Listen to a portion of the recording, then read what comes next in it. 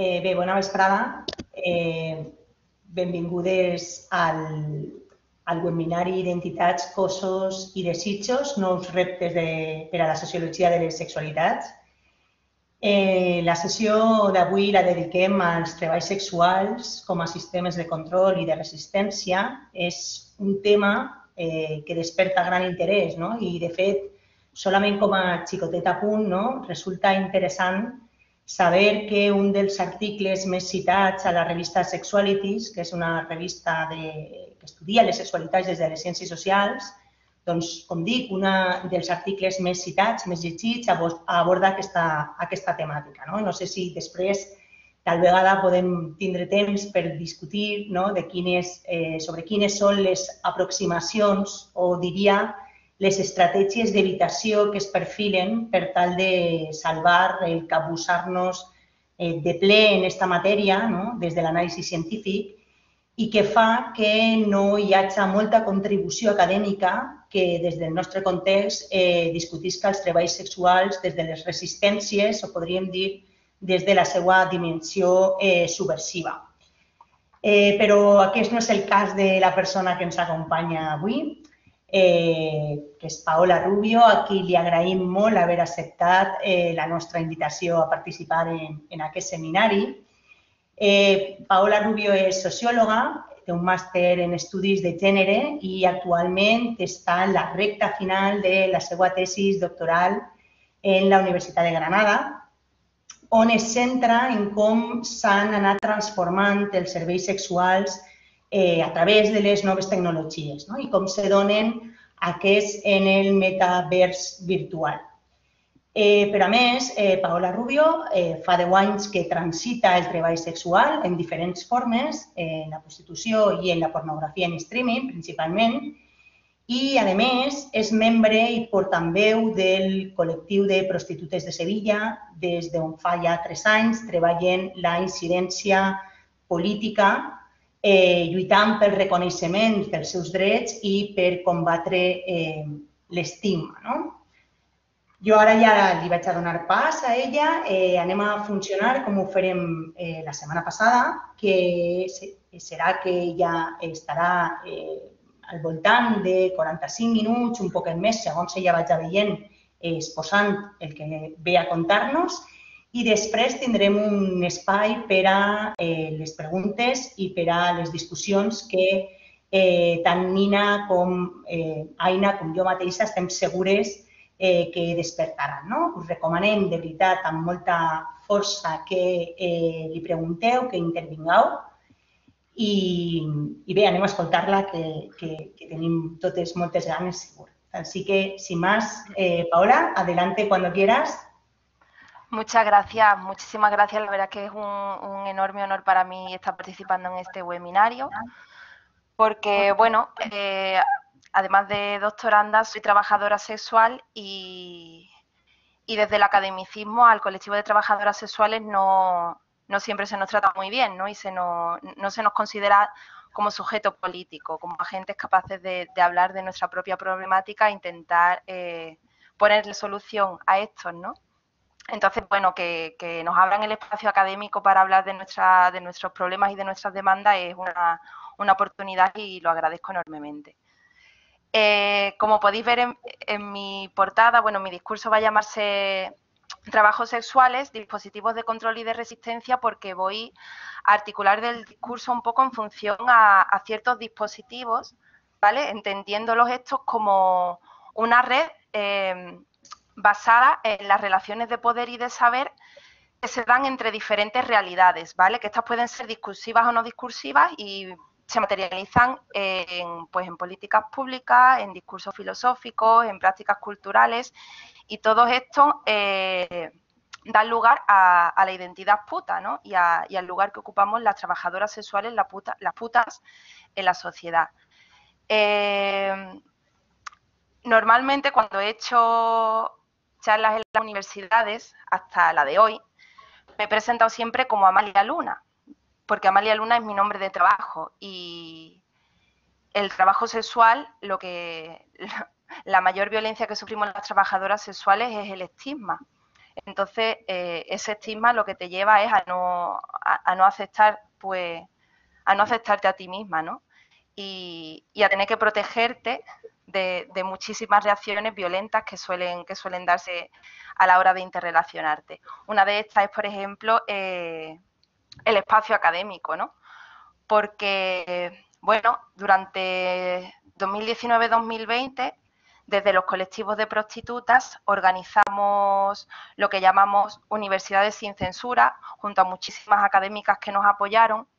Y esto surgió a raíz de que nosotras organizamos un único congreso en A Coruña y simplemente para hablar era de derechos humanos, estaba situado dentro del marco de los derechos humanos. Por lo tanto, no era para hablar de prostitución de un modo frívolo, era para hablar de los derechos humanos de las personas que ejercen la prostitución. Pero hubo una respuesta social tan violenta de amenazas al rector, de poner en peligro pues la seguridad de las ponentes, ¿no? Que esa fue la respuesta que nos dio la Universidad de A Coruña, la Universidad de Sociología de A Coruña, para cancelar esa jornada. Eso supuso, bueno, pues la aceptación de toda esa ola violenta que lo único que pretende es deslegitimar la palabra de las trabajadoras sexuales y negarnos el paso a la universidad, como si no fuese un sitio donde nosotras tenemos derecho a estar, ¿no? Para hablar de lo que he dicho antes, de los problemas que nos atraviesan, criticarlos y demandar lo que necesitamos, ¿no? Así que, bueno, todo esto para contextualizar un poco lo que es el trabajo sexual dentro de las universidades y por qué que se haya creado este espacio, que se me haya dado la oportunidad de estar, bueno, pues es una alegría. Cuando hablamos de trabajo sexual, por supuesto lo hacemos desde una mirada que está totalmente atravesada por ese pensamiento que tenemos sobre la sexualidad, ¿no? No lo analizamos como podemos analizar, no sé, el resto de trabajos de la estructura laboral. Lo analizamos desde nuestra visión que tenemos acerca de la sexualidad y esta visión no es una visión natural que devenga de nosotros mismos, del interior de nuestros cuerpos. Es una sexualidad que está absolutamente configurada por una historia, por la política, por unas prácticas culturales que vamos interiorizando y que vamos reproduciendo. Y si no las cuestionamos, pues estamos reproduciendo esta normatividad, ¿no? Y desde este prisma es desde el que miramos el trabajo sexual. Y la normatividad sexual está plagada por una serie de tabúes y de mitos que Gayle Rubin, que es una escritora feminista muy influyente, desarrolla muy bien. Y voy a basarme un poco en su escrito acerca de la sexualidad, ¿vale? Para centrar un poco ese marco, ¿vale? De cómo lo que es el dispositivo de la sexualidad, cómo marca una mirada para ya analizar a las trabajadoras sexuales. Y esto es que se basa en una negatividad sexual, es decir, el sexo siempre se ve con miras de que es culpable a no ser que se demuestre lo contrario. Es decir, siempre tiene que haber como una causa que legitime esa acción, ese encuentro sexual, ¿no?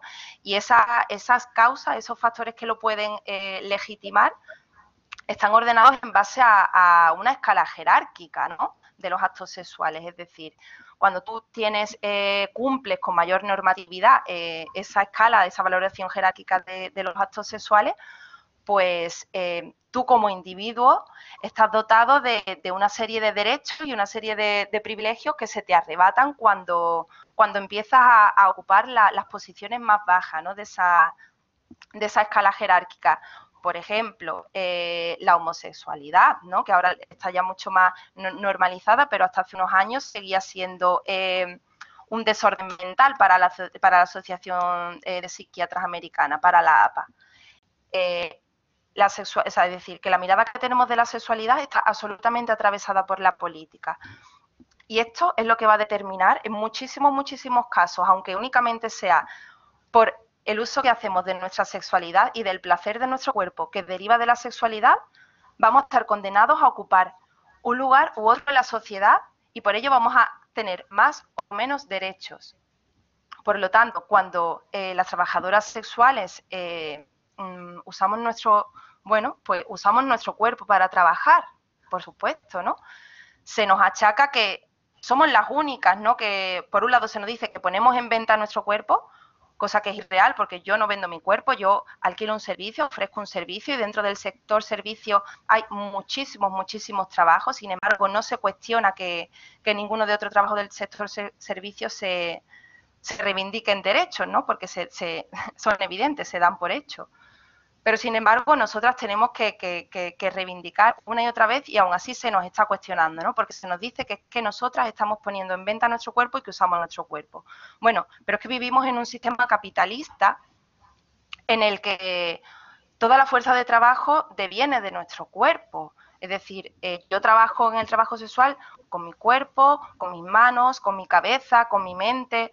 No solo empleo o sea, el fin del trabajo sexual no es emplear la genitalidad. Y este es otro problema desde donde se enfoca, ¿no? Porque parece que hay una sacralización extrema hacia todo lo que tiene que ver con la genitalidad y más allá con la vagina, ¿no? Como si el hecho de que, bueno, poner la genitalidad ya fuese como lo... Pues al fin y al cabo se plantea casi como un pecado, ¿no? Porque está toda esta visión atravesada por las ideas judeocristianas, ¿no? Que tenemos sobre el cuerpo y la sexualidad. Sin embargo, vivimos en un sistema capitalista y trabajamos con nuestro cuerpo.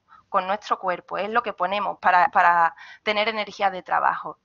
Y además, los poderes que se aplican, tal y como desarrolla muy bien Foucault, es manera de biopoder, es decir, son poderes que van enfocados al control de nuestros cuerpos, al control de nuestras vidas y al control de nuestra sexualidad.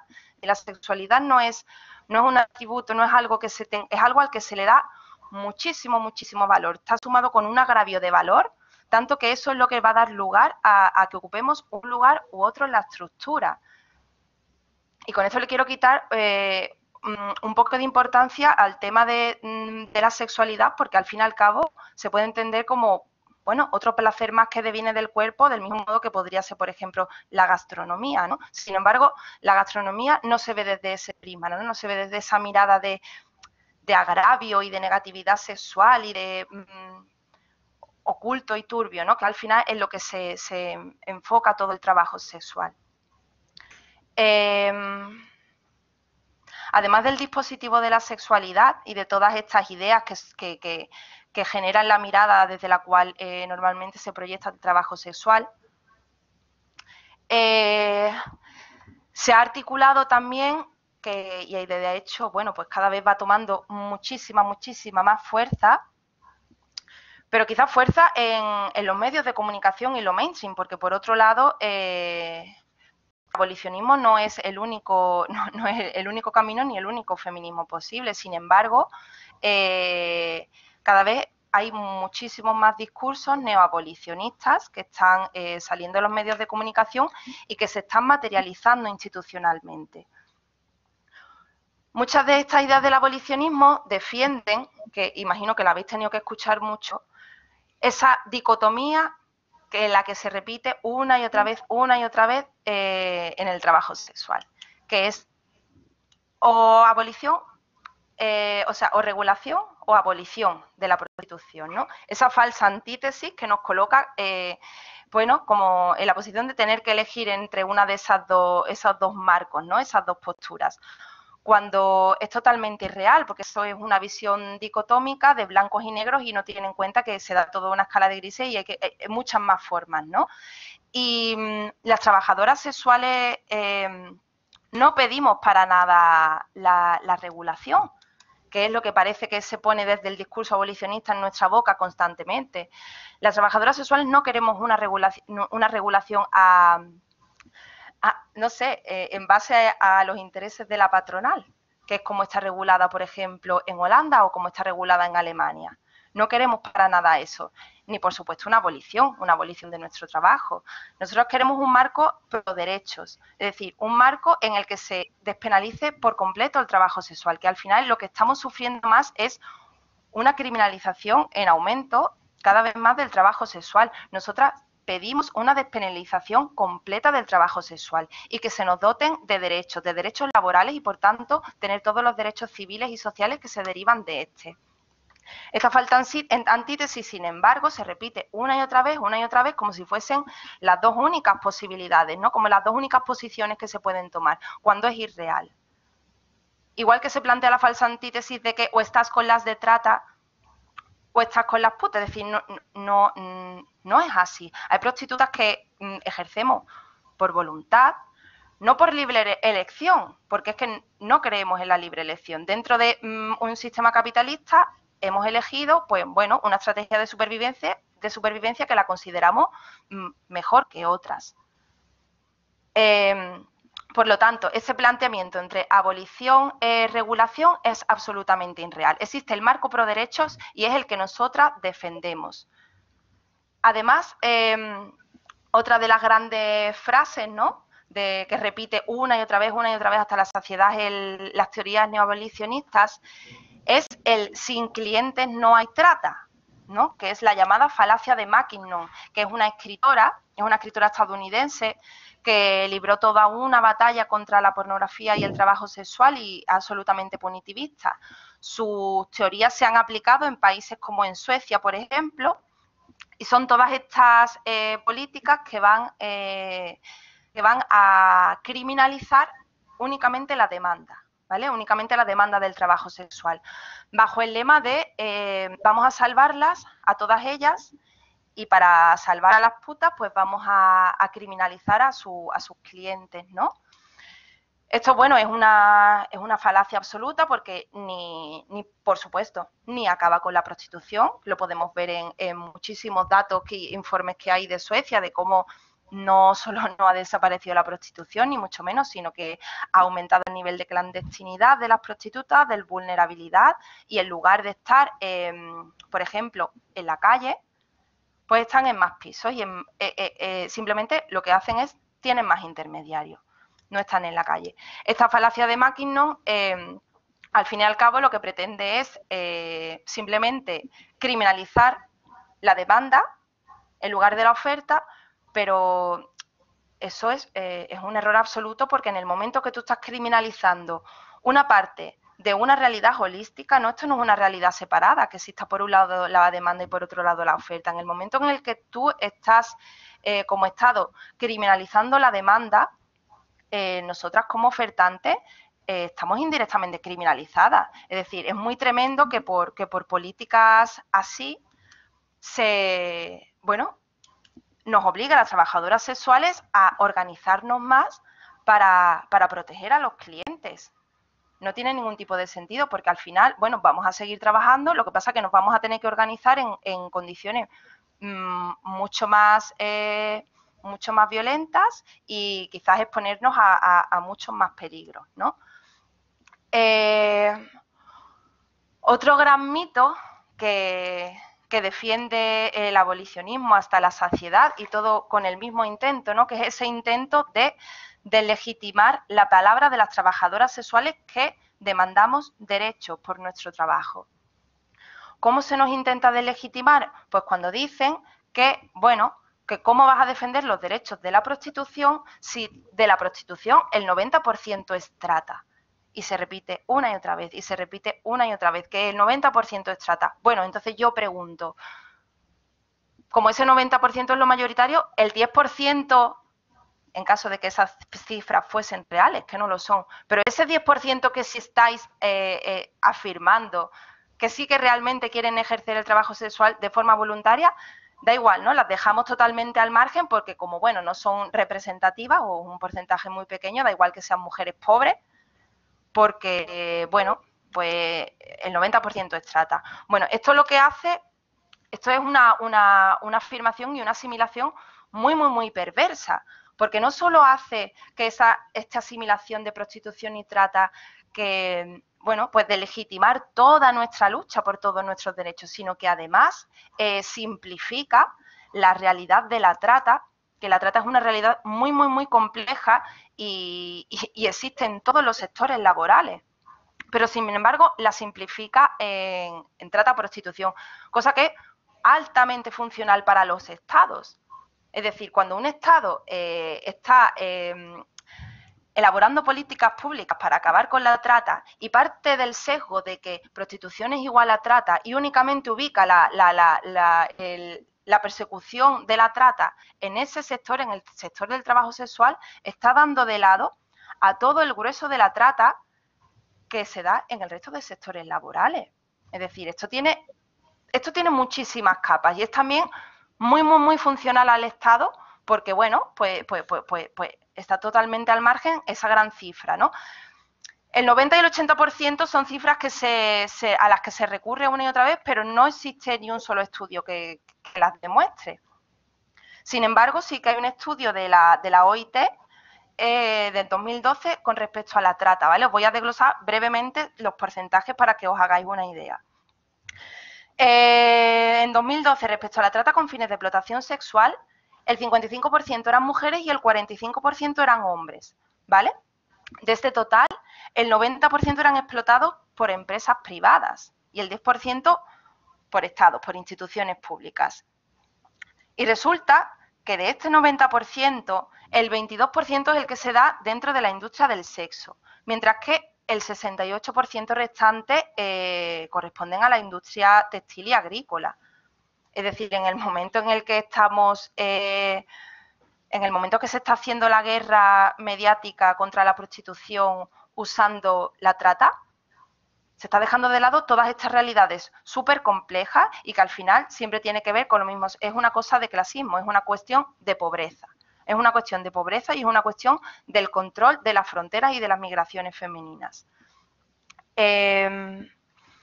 Otra de las falacias que se siguen reproduciendo desde el abolicionismo es justo la de deslegitimar el discurso cuando eres una trabajadora sexual que se autodefine como tal y que decide hablar, ¿no? Es decir, en el momento en el que yo me nombro a mí misma como puta y que quiero una serie de derechos laborales que quiero que se me despenalice, a mí se me tacha de privilegiada. Y eso es una falacia, también una falacia del discurso, pero se nos hace desde el abolicionismo continuamente. Y es que no se ataca a nuestros argumentos, sino que se nos atacan a nosotras mismas. Cuando ya no cumplimos ese papel de esa identidad que nos crea el abolicionismo como víctimas, como personas infantiles que necesitan ser salvadas por ellas y que no somos agentes de nuestra propia vida, en ese momento que alzamos la voz, se nos tacha de privilegiadas. Se nos tacha de privilegiadas y de no representativas. Únicamente el abolicionismo configura una identidad de la prostituta como una persona pasiva, una persona que necesita ser rescatada, que necesita ser salvada. Y todas estas ideas son las que están revoloteando, además sumado a todas las ideas que tenemos acerca de la configuración de los cuerpos y de la sexualidad, para crear la identidad puta, ¿vale? Y no solo para crear la identidad puta, sino que todas estas ideas, todos esos sesgos, son los que configuran las políticas públicas y los marcos jurídicos, y el marco jurídico que nos atraviesa a las prostitutas, ¿no? Porque se dice, además, en eso que he dicho antes de esta falta antítesis, ¿no?, de abolición o regulación, resulta que es que, bueno, la prostitución no está exenta de ninguna regularización. Es decir, la prostitución actualmente en España está regulada. Está regulada por un marco jurídico y está atravesada por un marco jurídico que tanto a nivel autonómico, municipal y nacional lo configura el escenario de la prostitución de cierta manera a través de leyes, aunque se repita hasta la sociedad que no está regulado, pero sí que está regulado por muchísimas leyes que son de corte absolutamente punitivista y criminalizadoras. Un ejemplo de esto es la Ley de Seguridad Ciudadana. La Ley Mordaza opera para, básicamente, acabar con la prostitución de calle.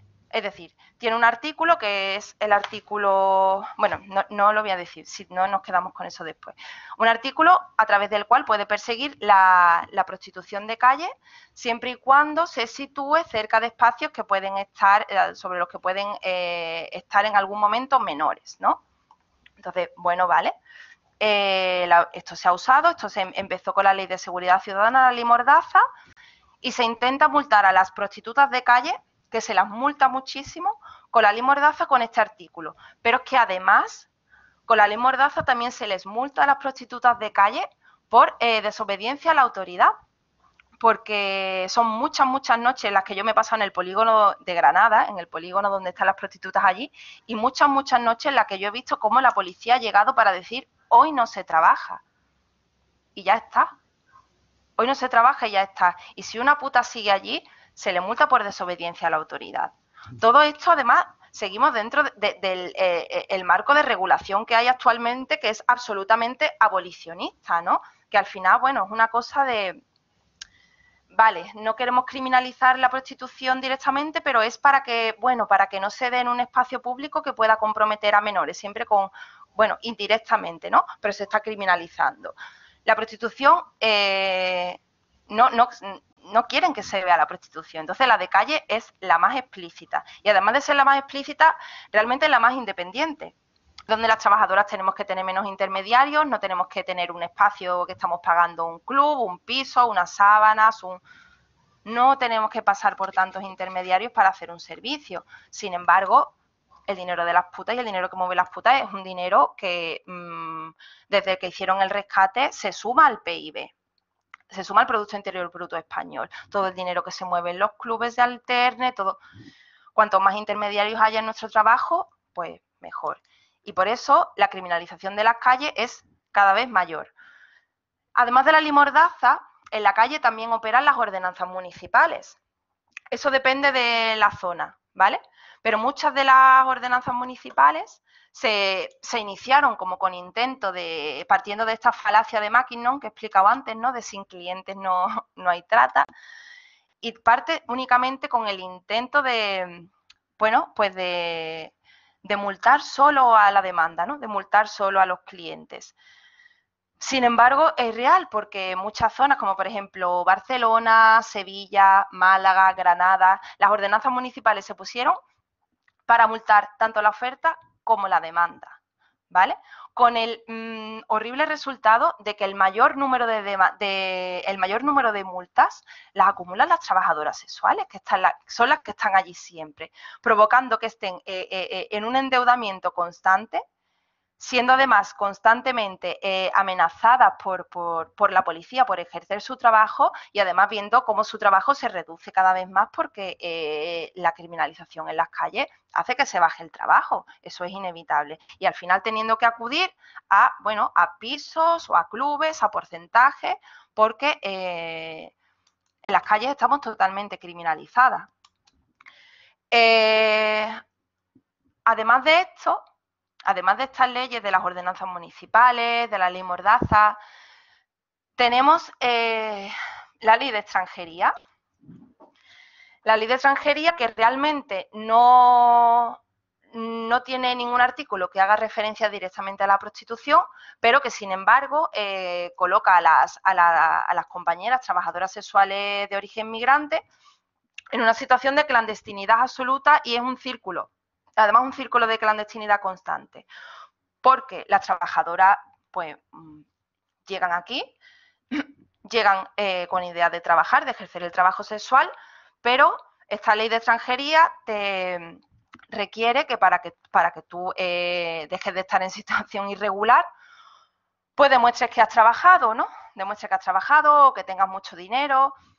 En el caso de las compañeras, bueno, como nuestro trabajo no está dotado de estatus de trabajo, aunque hayamos estado trabajando, no se puede demostrar de ningún modo que se ha estado trabajando, y no pueden en ningún momento dejar de estar en situación irregular, ¿vale? Además, están totalmente expuestas en los clubes, que es donde están la mayoría de compas migrantes, porque, bueno, cuando tú no estás dotada tú no eres considerada una ciudadana, ¿no? Pues tú no puedes abrirte una cuenta en el banco, tú no puedes acceder a la vivienda, pues al final tienes que buscar a alguien que te arrende o trabajar en un club, o al fin y al cabo tener más intermediarios, más y más intermediarios para poder ejercer tu trabajo, que al final es lo que tú quieres, y llenar tu nevera, que muchas veces es solo eso.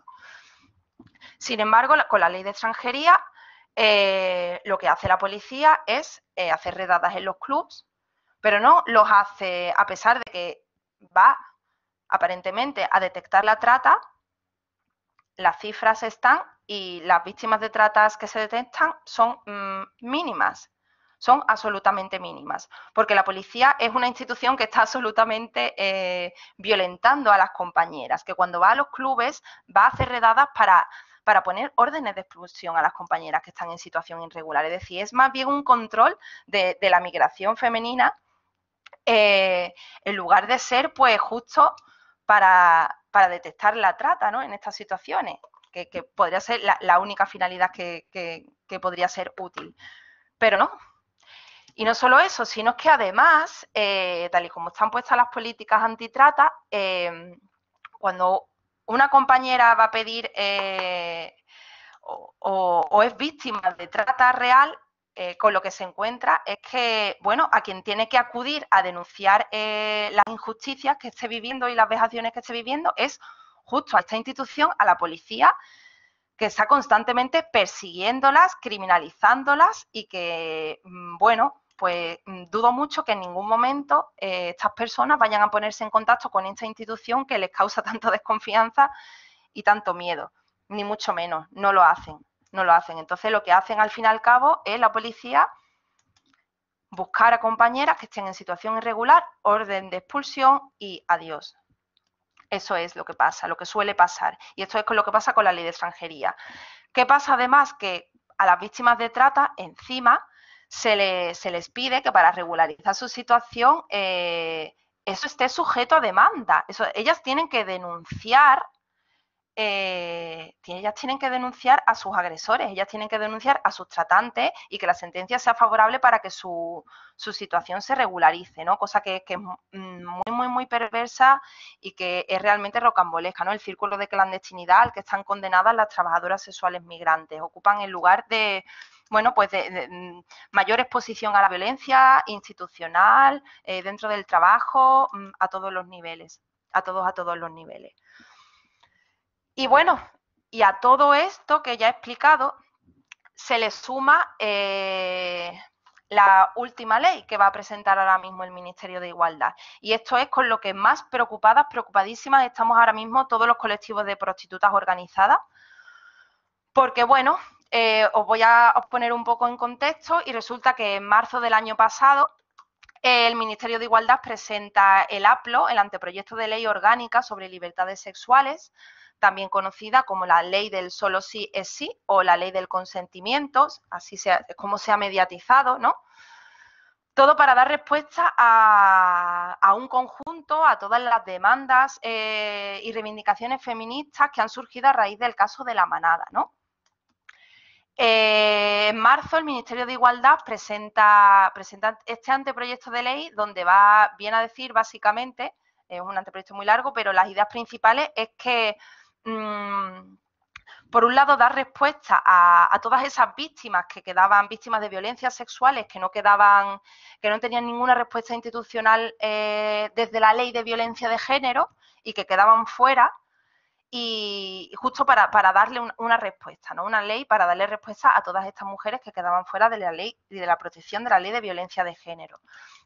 Y por otro lado, para poner en el centro el consentimiento a la hora de las relaciones sexuales, ¿no? Es decir, si antes la definición entre abuso sexual, violación, se basaba más en la existencia o no de violencia, ahora se tiene que basar en la existencia o en la ausencia de consentimiento, es decir, pone en el centro esta ley, este anteproyecto de ley orgánica, lo que es el consentimiento de las personas, ¿no?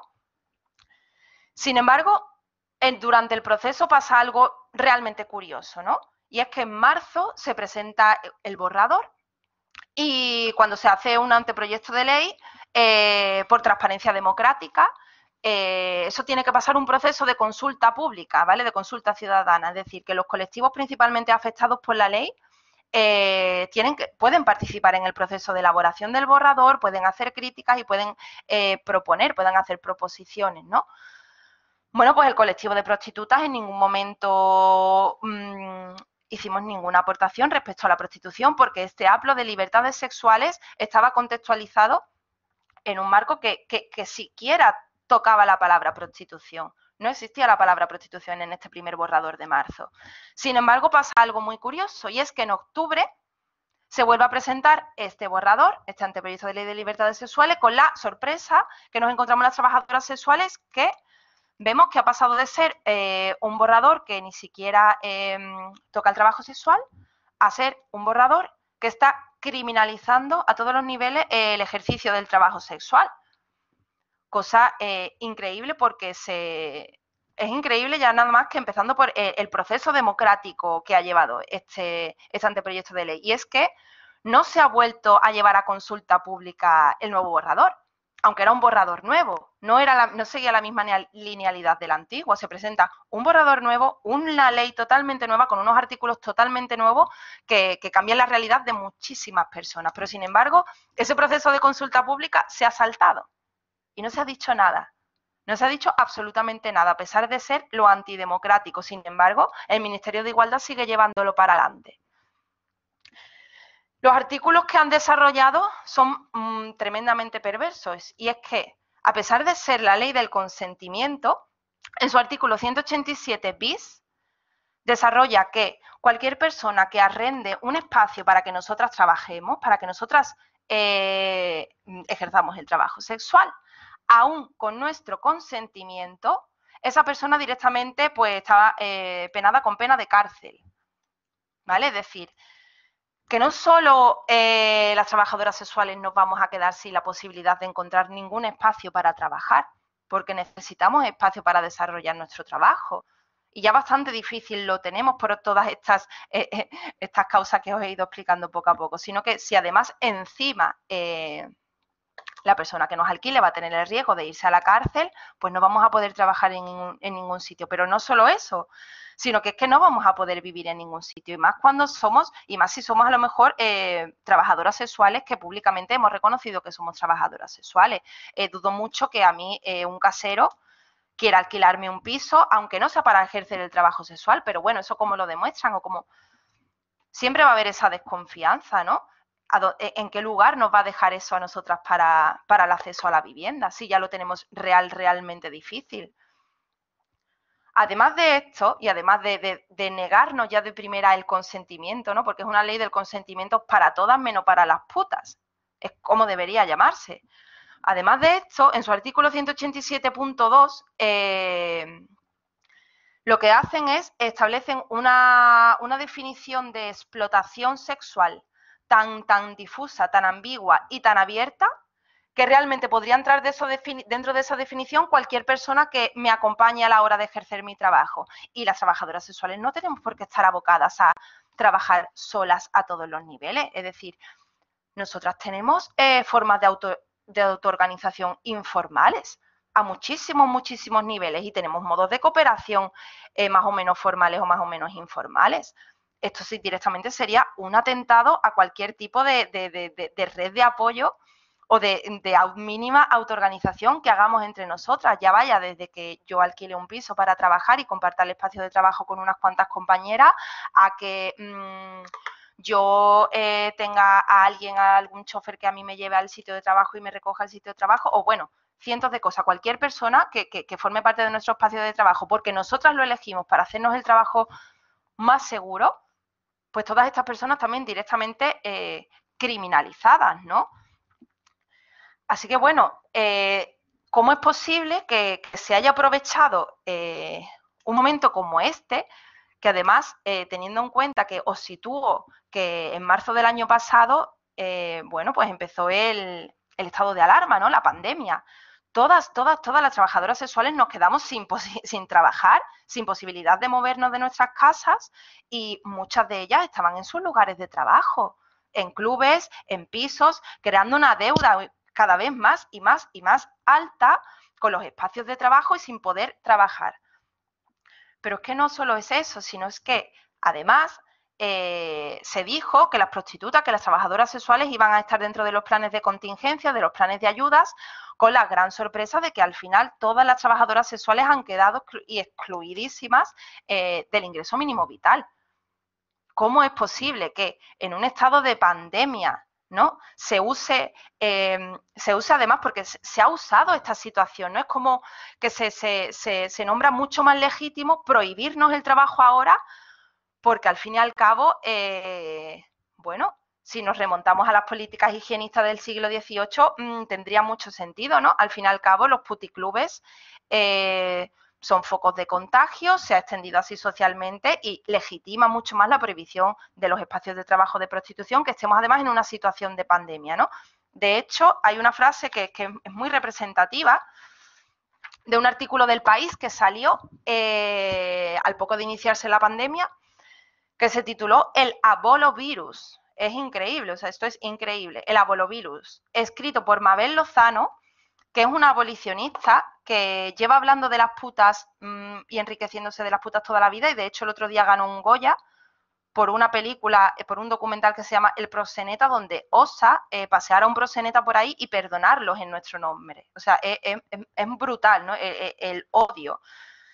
Y en este artículo del País, que llamó el abolovirus, que lo definía al coronavirus como el gran aliado del abolicionismo, ¿no? Guau, o sea, que el gran aliado del abolicionismo, dejándonos a las trabajadoras sexuales en una situación de indefensión absoluta, de incertidumbre, de no poder llenar la nevera, de endeudamiento, de crisis extrema. Pues tenemos el abolovirus, ¿no? Y toda esta idea neohigienista, ¿no? Que creo que también está atravesada el APLO, porque ha usado justo esta coyuntura para llevar a cabo una ley así de abolicionista, ¿no? Y esta idea, ¿no? De eso, pues Mabel Lozano decía en el abolovirus: a los proxenetas acostumbrados a obligar a sus mujeres a tener relaciones sin condón y a que les visite con mucha frecuencia el VIH-Sida, el herpes genital, el virus del papiloma humano, la gonorrea y otros cuantos bichitos más, el que llega ahora la amenaza de un virus que dicen que es el primo matón de la gripe o el constipado, no les preocupa. Esta visión es estigmatizante a más no ser. Es decir, ¿en qué momento somos nosotras focos de contagio, ¿no? ¿En qué momento, pues para el abolicionismo lo somos, y se ve que para el Ministerio de Igualdad también, porque de repente, en lugar de tenernos en cuenta dentro del ingreso mínimo vital, lo que va a hacer es, en cuanto puedan, prohibirnos trabajar a todos los niveles. De hecho, Pedro Sánchez salió el día 8 diciendo que van a intentar tenerla cuanto antes, esta ley aprobada. ¿Qué pasa con esta ley? Que, bueno, realmente es un anteproyecto de ley orgánica. Eso es porque esta ley pretende hacer una modificación del Código Penal, que es algo que no iba a hacer el borrador de marzo. Esto lleva a una modificación del Código Penal, que es este artículo 187 bis que yo he explicado, que se llama la tercería locativa y se recupera del franquismo. Es decir, este artículo se está recuperando del Código Penal del franquismo. Este artículo se quitó en 1995 con el Código Penal de la Democracia y lo estamos recuperando ahora, con un Ministerio de Igualdad feminista, y que en nombre del feminismo va en una ley de libertades sexuales que tendría que ser para dar respuesta a las violencias sexuales que sufrimos, que las putas también las sufrimos. En lugar de eso, lo que hace es criminalizarnos a todos los niveles, Y más allá, es tan perverso que además, en uno de sus artículos, todo está configurado para que esa respuesta institucional y todo lo que se le pueda aportar a las víctimas de violencias sexuales deviene de lo decomisado a las trabajadoras sexuales por estos artículos. Es decir, que todo el dinero de la reparación de estas víctimas va a venir del dinero de la criminalización del espacio del trabajo sexual. Así que, pues vaya, realmente la situación que atravesamos ahora es muy preocupante. Estamos afrontando un feminismo carcelario y un feminismo punitivista, pues vaya, que no tiende a ninguna razón, porque, bueno, por ejemplo, desde el colectivo de prostitutas de Sevilla nos intentamos reunir con el Ministerio de Igualdad el día 3 de junio del año pasado para hablar del anteproyecto de ley, para ver qué estaba pasando. Sin embargo, nos dieron la reunión y un rato antes nos dijeron que no nos podían atender, que nos la pospusieron. Pues a día de hoy seguimos esperando desde el colectivo de prostitutas de Sevilla, junto con la Asociación Pro Derechos Humanos, que la pedimos conjunta para tener un organismo de fuerza bueno, pues que al final, como el discurso de las putas nunca es válido, siempre tenemos que ir llevando de la mano organismos con voz y con fuerza para que nos den un poco de validez y de solidez. Pues ni por esa, el Ministerio de Igualdad no ha querido atendernos, así que no nos hemos podido reunir con ellos, pero sin embargo el Ministerio de Igualdad sí que ha atendido a la plataforma por la abolición de la prostitución. Es muy curioso, ¿no?, que al final, en lugar de atender a los colectivos que van a ser afectados directamente por esta ley, está atendiendo a los colectivos que hablan por nosotras y que hablan por nosotras sin haber escuchado siquiera qué pedimos y qué queremos. Así que, bueno, ahora mismo la situación de los colectivos de trabajadoras sexuales en España, estamos desquiciadas porque no sabemos realmente a lo que nos podemos enfrentar, pero sí que es cierto que no estamos parando, estamos movilizándonos a todos los niveles. Le enviamos una carta a la relatora de la ONU, de las Naciones Unidas, donde le explicamos todas las consecuencias nefastas que va a tener esta ley en nuestras vidas, ¿no? Pero nefastas absolutamente, porque va a ser una criminalización, al fin y al cabo, ya de las mujeres más pobres, de las mujeres más y más pobres.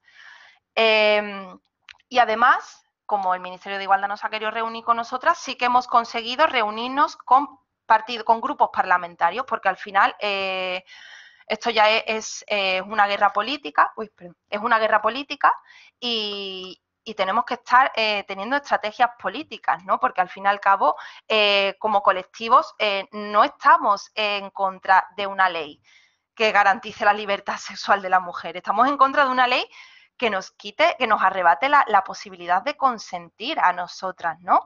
Y no solo eso, sino que es que además esta ley legitima mucho más la violencia hacia las trabajadoras sexuales. Hay una diferenciación incluso de penas entre los artículos cuando es violencia sexual que no está dentro del marco de la prostitución a cuando sí lo está. Y de hecho es tremendo porque hay una definición de prostitución coercitiva, prostitución forzada, que es irreal. No existe la prostitución forzada. La prostitución es cuando tú eliges voluntariamente hacer ejercicio de la prostitución. La definición que hacen de prostitución coercitiva es una clara agresión sexual. Es una clara agresión sexual, pero no se tiene como tal, no se tiene como agresión sexual, ni se pena como tal. Se pena como prostitución coercitiva, con menos años de cárcel que cualquier otra agresión sexual a una no puta. ¿Qué ley estamos haciendo para ordenar a las mujeres en la sociedad? Como es más legítimo violarnos a las putas que a las no putas. Pues eso es muchas de las ideas que plantea este macabro anteproyecto de ley, que es con lo que ahora mismo estamos más en guerra las trabajadoras sexuales, porque ya ni siquiera estamos... Realmente ya ni siquiera nos organizamos para conseguir unos derechos. Es que nos organizamos desesperadas para conseguir la despenalización de nuestro trabajo y la descriminalización.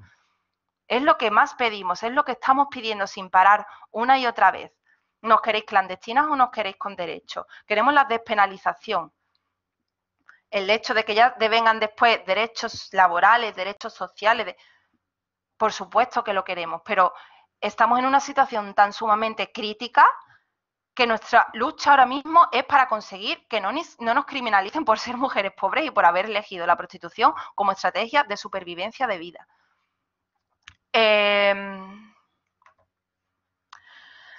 Bueno, os he soltado mucha información del aparato jurídico, del dispositivo jurídico, pero es que realmente es de lo más importante. Lo otro es más teórico, más filosófico, ¿no? Más simbólico. Porque al fin y al cabo estas son las leyes que configuran nuestro día a día y que nos relegan a una situación de no derechos absoluta, ¿no? Y ya si tenemos en cuenta una teoría interseccional en la que el estigma va teniendo diferentes capas y en las que no solo está el género, sino está la raza, está la clase, hay miles de categorías que te ordenan en la sociedad. Si además ejerces el trabajo sexual y bueno, una cosa que sí me gustaría también hablar de de la Ley de Libertades Sexuales. Es plantear que una duda, ¿no? Una cuestión. ¿Cómo es posible que el mismo Ministerio de Igualdad que está planteando una ley trans, paralelamente su otra ley fuerte, sus dos leyes pilares, que son esta, la ley trans y la ley de libertades sexuales, cómo es posible que la ley de libertades sexuales criminalice directamente el trabajo sexual, teniendo en cuenta que un 80 o 90% de las personas trans son prostitutas, son trabajadoras sexuales? ¿Cómo es posible que no pare de realizar estas contradicciones jurídicas constantemente, ¿no? Pues esto es porque está absolutamente sesgado y está plantado en el abolicionismo.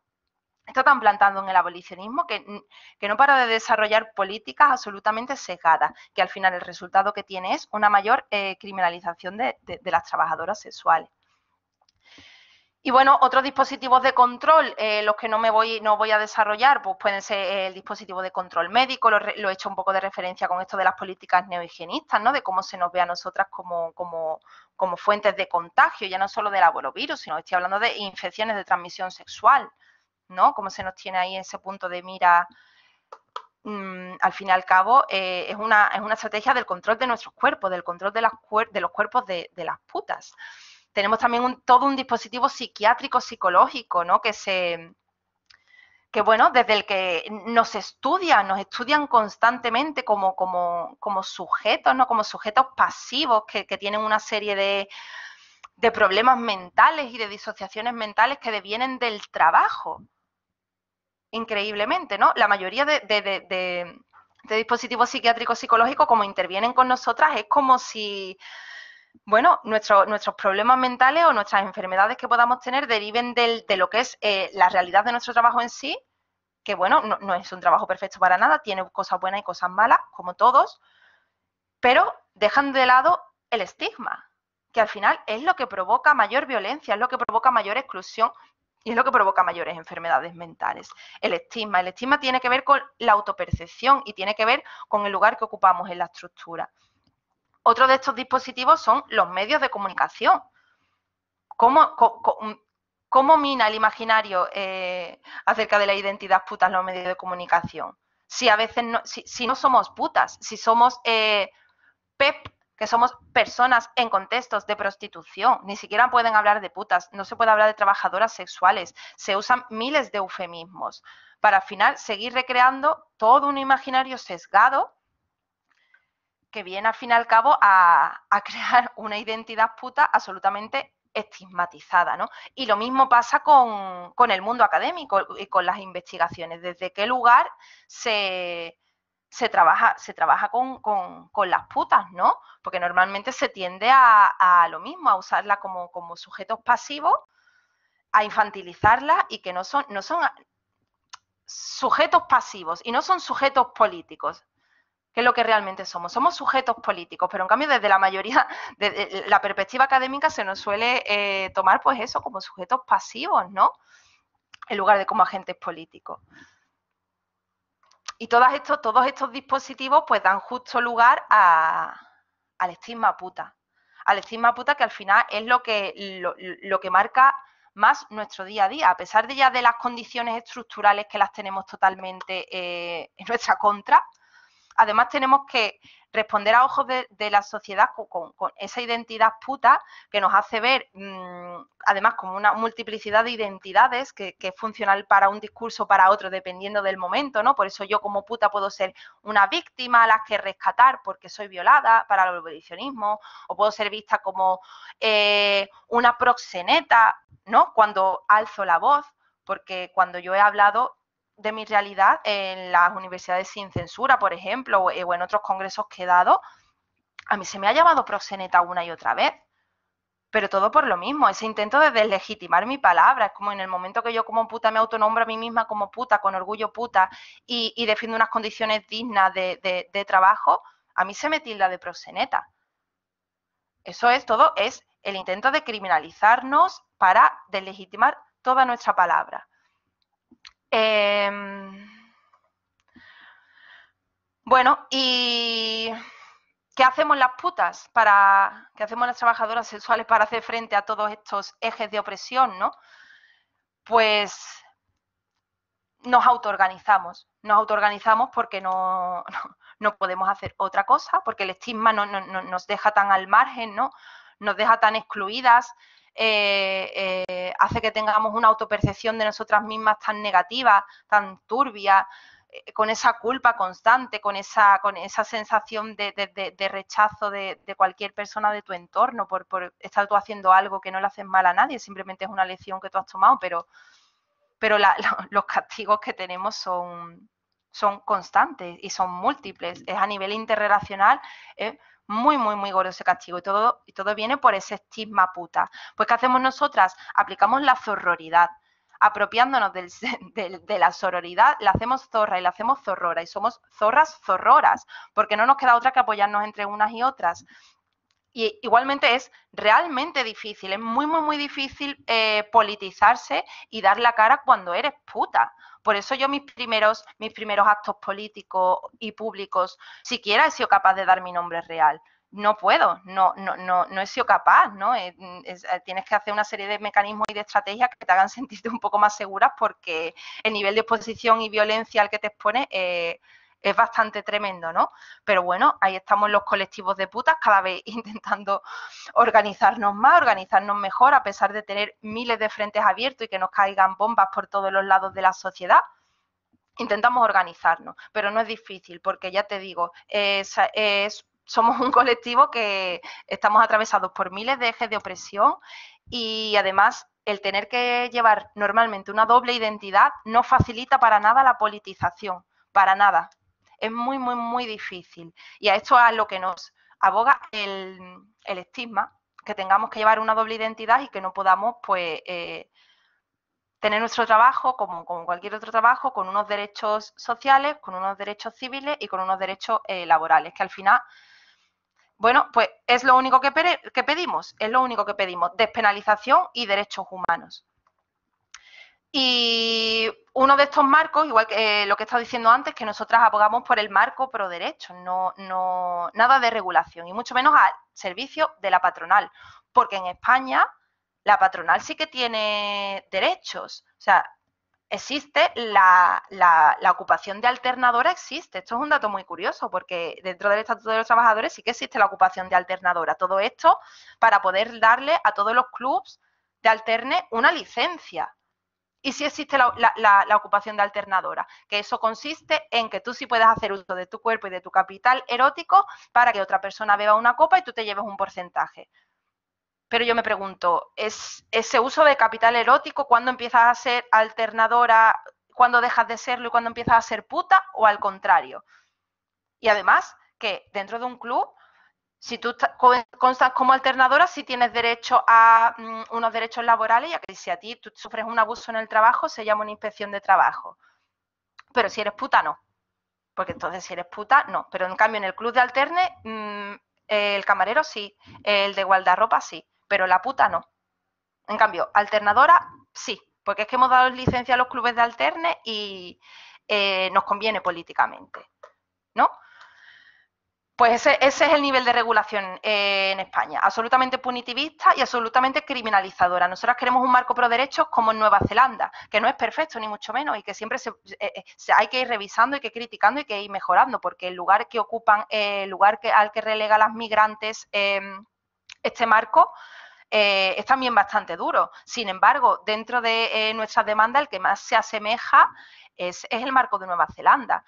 Tiene una ley, hicieron una reforma de ley ya en 2003, que es para salvaguardar los derechos humanos de las personas que ejercen el trabajo sexual y protegerlas de la explotación, promover el bienestar y la salud y seguridad ocupacional de las trabajadoras sexuales y propiciar la salud pública. No estamos defendiendo el trabajo sexual ni la prostitución, estamos defendiendo nuestros derechos como trabajadoras. Así que, bueno, creo que es momento, y las trabajadoras sexuales os lo rogamos ya, de superar este punto que cree que está la gente de, bueno, es que hay que tener un consenso, este punto de debate, ¿no?, en el que nunca acaba, este debate eterno, como la historia interminable, porque hay unas realidades a las que hay que dar una respuesta. Hay unas violencias que se están ejerciendo constantemente con nuestro colectivo y hay que acabar con ellas. Y hay un anteproyecto de ley que se va a aprobar, que nos va a dejar al margen ya más absoluto, y hay que hacer algo con esto. No podemos estar debatiendo teóricamente y simbólica y filosóficamente esto cuando es una realidad que es tremendamente violenta y que afecta a muchísimas, muchísimas personas, sobre todo mujeres pobres. Así que, bueno, ya está. Ya, si queréis empezar con las preguntas, lo que yo no haya explicado bien o las cosas que queráis profundizar, lo que queráis. Muchas gracias, Paola. Muchísimas gracias De por nada. la exposición tan sumamente clara, y la verdad es que ha sido un gusto escucharte desgranar tanto, ¿no?, todos los aspectos, que creo que es uno de los principales problemas que tenemos. Es que creo que la población en general somos muy desconocedoras de esos contextos de los que estás hablando, y sobre todo, ¿no?, como tú bien dices, nos hemos podido alegrar de una ley que incluía a las personas trans sin darnos cuenta, ¿no?, sin llegar a profundizar suficiente con esta situación que estás planteando. Entonces, vamos a dar ya paso a las preguntas y a los debates. Claro. Rafa se ha adelantado ya y directamente ha levantado la mano, así que está Rafa, y creo que hay otra pregunta aquí en el chat. Así que, Rafa, si quieres conectarte con voz. Sí, sí, voy a probar, que el otro día tuve problemas con el audio. Espero que esta vez Se no. escucha bien. Se escucha bien, ¿no? Bueno, encantado, Paola. Y la verdad es que es una intervención muy corta y me gustaría hacerla sin caer en ningún cliché, porque sería una pena. Y la verdad es que lo que quería era agradecerte tu libertad intelectual para hacer la ponencia, la exposición que has hecho, porque uno como que se acostumbra a unos marcos mentales, por decirlo rápido, en su vida cotidiana, y una ponencia como la tuya, y me ha pasado pocas veces en los últimos años, como que revienta todos esos marcos mentales a los que uno está acostumbrado, para bien o para mal, o bueno, por el tipo de sitios que frecuenta, el trabajo al que se dedica, la vida, ¿no? Entonces, ese era el mensaje, y si puedo profundizar en una cosa, me llama una cosa mucho la atención, que es cuando estabas citando a Foucault, ¿no? Y a veces también he tenido la experiencia, a veces que en ciertos circuitos académicos, en sociología, por ejemplo, ¿no?, como que a veces se cita a este autor tan importante, tan famoso, como un lugar común académicamente deseable, ¿no?, como algo que según en qué circuitos te muevas, como que toca, ¿no? ¿Cómo no vas a citar a Foucault si trabajas ciertas temáticas, ¿no? Lo cual a veces me ha llevado a tener la experiencia de verlo como un lugar vacío, como una moda, como tantas otras, ¿no? Pero en tu caso ha sido totalmente opuesto, ¿no?, a ese sentimiento, porque tiene pleno sentido en lo que nos has contado citar y basarte en Foucault, ¿no? Y como que cosas que en otros contextos, no sé qué, dispositivo de poder o cualquier concepto, ¿no?, como que me han sonado en otras ocasiones vacíos, o como algo, una cháchara, ¿no?, que se repite y por eso ya tiene validez. Pero en tu caso eso no es otra realidad. Simplemente era eso, y agradecerte de verdad tu ponencia. Muchas gracias. Muchas gracias. La verdad es que bueno, que Foucault, al fin y al cabo, lo ha usado pues una herramienta analítica, ¿no?, para articular el pensamiento. Y al fin y al cabo esto es un espacio en el que se ejerce constantemente poderes, ¿no? Y el lugar que yo ocupo es el de la resistencia, el que yo ocupo con mi cuerpo, ¿no?, con mi día a día. Entonces es del de que más fácil me resulta explicarlo, y además porque, bueno, al final analizar las relaciones basándonos en las relaciones de poder, creo que es muy ilustrativo, ¿no?, para ver la posición que ocupamos las trabajadoras sexuales en la sociedad. Así es, esa es la sensación. Muy bien. Gracias, Rafa. Lidia.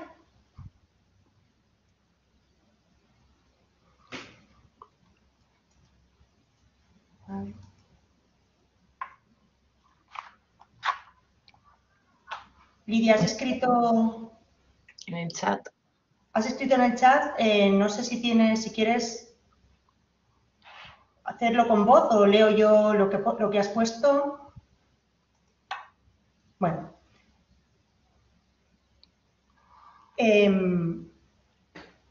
A ver, Paula, dice Lidia, ¿puedes explicar por qué algunas personas dicen que os hagáis autónomas, que esa sería la solución para aquellas que quieren dedicarse, obviando, por supuesto, todo lo que has expuesto del estigma? O sea, ¿por qué crees que algunas personas... Vale, pues porque no se puede obviar el estigma. Es que se ha dado la misma respuesta.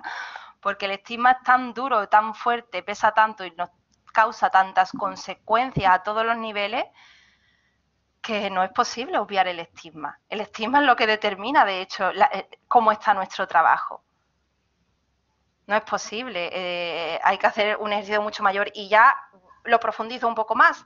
Y es el hecho de pretender esa utopía en la que todas queramos ser nuestras propias jefas y yo me lo guiso, yo me lo como. Eso es irreal. Igual que en el resto de trabajos del universo, la gente tiene unas estructuras laborales en las que hay pues diferentes niveles y no todo el mundo quiere ser su propio jefe, su autónomo y estar solo y gestionarlo todo, el trabajo, los clientes, el espacio, filtrar las llamadas, los anuncios, el marketing. Muchas queremos estar en un régimen para tercería. Yo ahora soy independiente, pero yo empecé trabajando en una casa de putas porque yo no sabía cómo desenvolverme en este espacio. Yo quería aprender acompañada, con una seguridad, en un espacio de trabajo. Porque es que existe el régimen de tercería también en el trabajo sexual, que por supuesto que el que defendemos es el independiente, por supuesto, y que nos encantaría poder dar las máximas herramientas posibles para que se pueda desenvolver de este modo la mayoría del trabajo sexual, pero también tenemos que aceptar a nuestras compañeras que no quieren eso, no quieren tener la carga y la responsabilidad que supone estar todo el día pegada a un teléfono, filtrando clientes, gestionándote tus anuncios, gestionándote el trabajo a todos los niveles. Yo he estado en ese momento en el que he querido simplemente ir a un piso las horas que me tocaba, hacia los clientes, irme a mi casa y no saber nada más de los clientes a lo largo del día y ya está. Entonces no es una solución real. No es una solución real porque hay muchas maneras de ocupar el trabajo sexual. Y además eso, la existencia del estigma, en que primero se tendría que dotar en el Estatuto de los Trabajadores para empezar a verlo socialmente como un trabajo más. En el que yo pueda llegar a lo mejor a mi casa y tenga una pareja y ya está, y no pase nada, y no suponga que se cambie, que el mundo se haya acabado, porque es lo que nos pasa a muchas trabajadoras sexuales y tenemos relaciones cuando venimos de trabajar. Entonces todo esto es muchísimo más complejo. Está por un lado la fuerza del estigma y lo que supone, y por otro lado el hecho de que no solo existe el modo de autonomía, ¿no?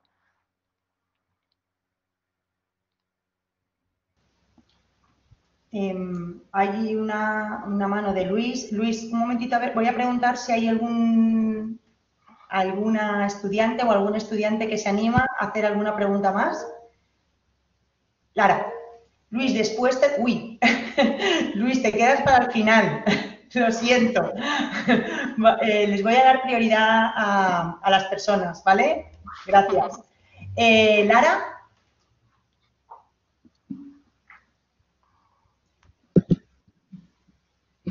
Hola, ¿se me sent? Sí, se te sent, Lara. Hola. Sí. Hola. Vale, yo me cuesta un poco hablar en castellano porque no estoy acostumbrada, ¿vale? Así que si me equivoco, perdóname. Yo Nada. te quería gracias porque tu exposición me ha servido porque yo, a mi parecer, yo he estado educada pues en base a esto, a las ideas feministas sobre abolicionismo. Y a mí, te digo en serio, a mí esto me choca mucho. En plan, yo siempre he entendido a la persona que trabaja en prostitución como la víctima de género. Claro. De género. Y esto, de verdad, para mí, el que tú puedes explicar esto y a mí empieza a entrarme esta información, es de máxima importancia porque es como que hay muchas ideas que teníamos en la cabeza y de repente es como que chocan y es como más información y tu cabeza empieza a procesarlo todo. Así que te voy a dar las gracias, la verdad, por tu exposición porque es brutal. Desde ya no solo el punto de vista como mujer y como persona que vive en esta sociedad, sino también como estudiante de sociología.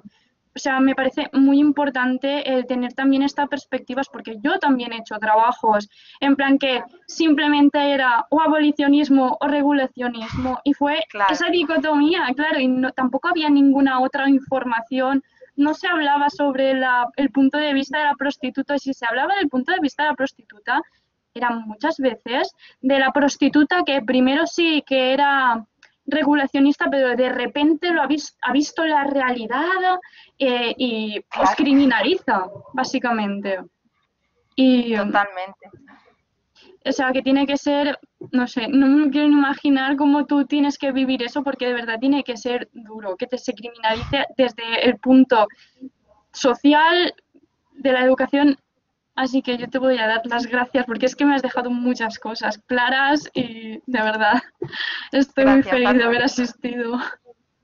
Gracias a ti, pero ya ves que esa idea que de la prostituta pasiva, ¿no? De la prostituta que es abusada, es súper funcional para la lógica abolicionista, ¿no? Porque si nos presenta como seres pasivos que necesitan ser salvados, ¿cómo vamos a ser dominatrix, por ejemplo? Claro. Porque eso ocurre en nuestro trabajo, quiero decir, yo trabajo como dominatrix, yo soy súper poderosa en mi trabajo, yo no soy una mujer, no, yo tengo absolutamente el poder en mi trabajo y además puedo performativizar con él, ¿no? Claro. Y es una cosa de que esa idea de la mujer pasiva, ¿no? Los roles de género materializados en la prostitución, para nada, en la prostitución se subyecen tantos roles de género que es brutal, es brutal. Y también el que es el mismo papel que hace la ley, el que os pase todo esto y se vea como una realidad. Es la misma ley la que lo reproduce. Sí, totalmente, totalmente. Y además, eso, ya te digo, el Ministerio de Igualdad encima, Sí. pues usándola como la ley definitiva feminista. Como una ley social que simplemente es que se crea a partir de unas leyes jurídicas. Pues yo ya está, yo ya he terminado, estoy muy feliz. Muchas gracias. A ti. Moltes gràcies, Lara. Moltes gràcies, de veritat. Sara?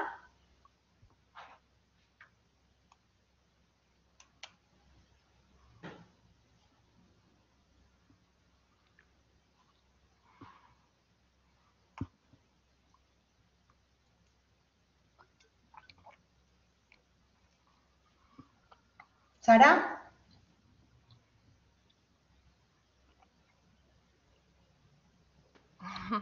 Ah, ya está ahí. Pero no lo escuchamos. No, no te escuchamos.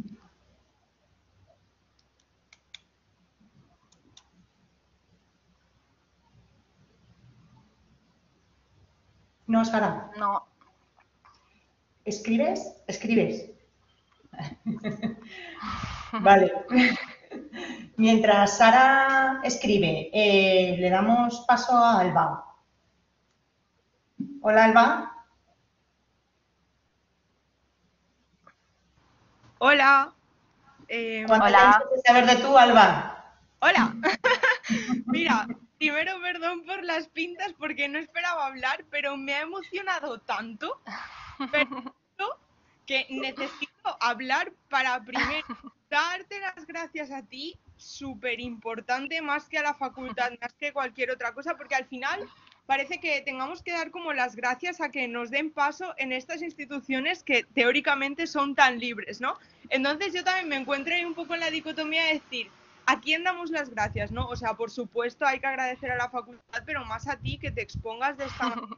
Gracias. Y que, bueno, ya te conocía de antes por una compañera que tenemos en común, supongo de quien sabes que hablo.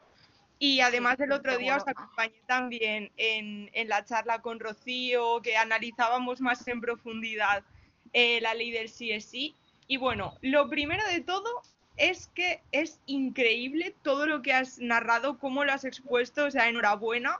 Estoy muy contenta de compartir al menos una carrera contigo, como es la sociología. Un honor hacer el TFG de trabajo sexual y no quiero apuntar muchas cosas más a lo que has dicho porque es que la verdad es que ha sido increíble, pero sí que me gustaría nombrar una cosa, y es que muchas veces cuando hablamos de que no se nos ha dado el ingreso mínimo vital, no se nos da ayudas tal, Es que muchas veces lo que tiene que suceder para que a ti te concedan una ayuda es que te tienes que declarar víctima. Víctima, una definición en la que muchas veces no se cuadra y no entramos, y entonces solo en ese momento, si tú accedes y te conviertes en víctima, que es lo que quieren que seas, cuando entras dentro de su paréntesis, dentro de la idea que quieren que tengan de ti, entonces es cuando te hacen el favorcito de darte la ayuda económica. Pero si tú eres puta, te reconoces como puta, entonces ahí es cuando no tienes ayuda. Luego también, bueno, ayuda paliativa completamente, pero bueno, independientemente de eso también me gustaría añadir que esta ley no hace ningún tipo de énfasis en como la carrera de salida, de salir de ser puta, o sea, no se ha hablado nada en este sentido, no se ha... Así como sí que tenemos algunas ayuditas en países neoabolicionistas, ¿no? Que son una basura, como bien has dicho, y comparto, por supuesto. En este sentido no se ha hecho ningún tipo de hincapié ni cuánta cantidad de dinero se va a invertir como en esta carrera de fondo de salir de ser puta, ¿no? ¿No? La que se declara víctima, entonces, que es dónde te sitúas.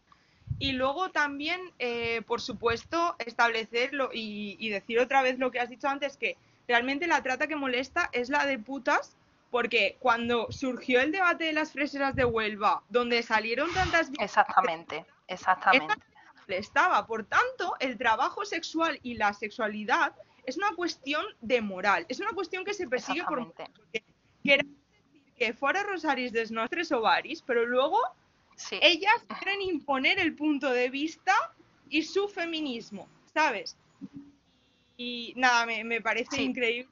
Totalmente. Y buah, estoy muy emocionada, me va el corazón a mil y muchísimas gracias. Lo que pasa es que yo no me puedo callar y no podía salir de aquí sin agradecerte. Claro. Muchas gracias a ti por escucharme.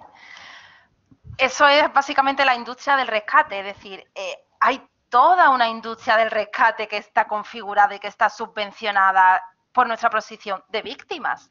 Es decir, nos necesitan víctimas para que esa industria del rescate se mantenga. Yo formé parte de la industria del rescate. Yo formé parte de un proyecto de la Cruz Roja que intervenía con putas de la calle, de clubes y de pisos, y ahí fue cuando yo me di cuenta que antes que ser proxeneta era puta. Y de la Cruz Roja me fui directamente a ejercer el trabajo sexual, porque me parecía tan fuerte lo que yo estaba viviendo allí, tan contradictorio. Es decir, a mí se me decían barbaridades desde la Cruz Roja para intervenir, que además tú estás haciendo una intervención directa con ese colectivo, pero tú estás reproduciendo unas ideas súper sesgadas y las estás infantilizando y simplemente quieres usuarias, que son lo que son para ti, que son usuarias que te tienen que justificar un proyecto y todo lo demás da igual. Y las quería víctimas. Planteé cosas desde, vamos a preparar talleres de redes de apoyo entre ellas. Negativo, prohibido, se me prohibió desde los jefes gordos, porque es que ellas no pueden tener redes de autogestión, ellas tienen que depender de la Cruz Roja para que les digan, ay, es que tú eres tontita, mira, así se hace una tarjeta sanitaria, y yo me la apunto para justificarme un proyecto de miles de euros que se pierde el dinero y que al final ni va a darle solución real a las personas que quieren salir de la prostitución, ni va a darle solución a las víctimas de trata, ni mucho menos va a mejorar las condiciones de las prostitutas, porque repartiendo una bolsita con 3 condones y un lubricante no se mejoran las condiciones laborales de las prostitutas. Y esto es toda la maravillosa industria del rescate que hay configurada en base a nuestras vulnerabilidades y a nuestra clandestinidad. Se cuenta con eso, vaya, se cuenta con eso para desarrollar toda esta industria del rescate que tiene forma en miles de organismos, Cruz Blanca, Cruz Roja...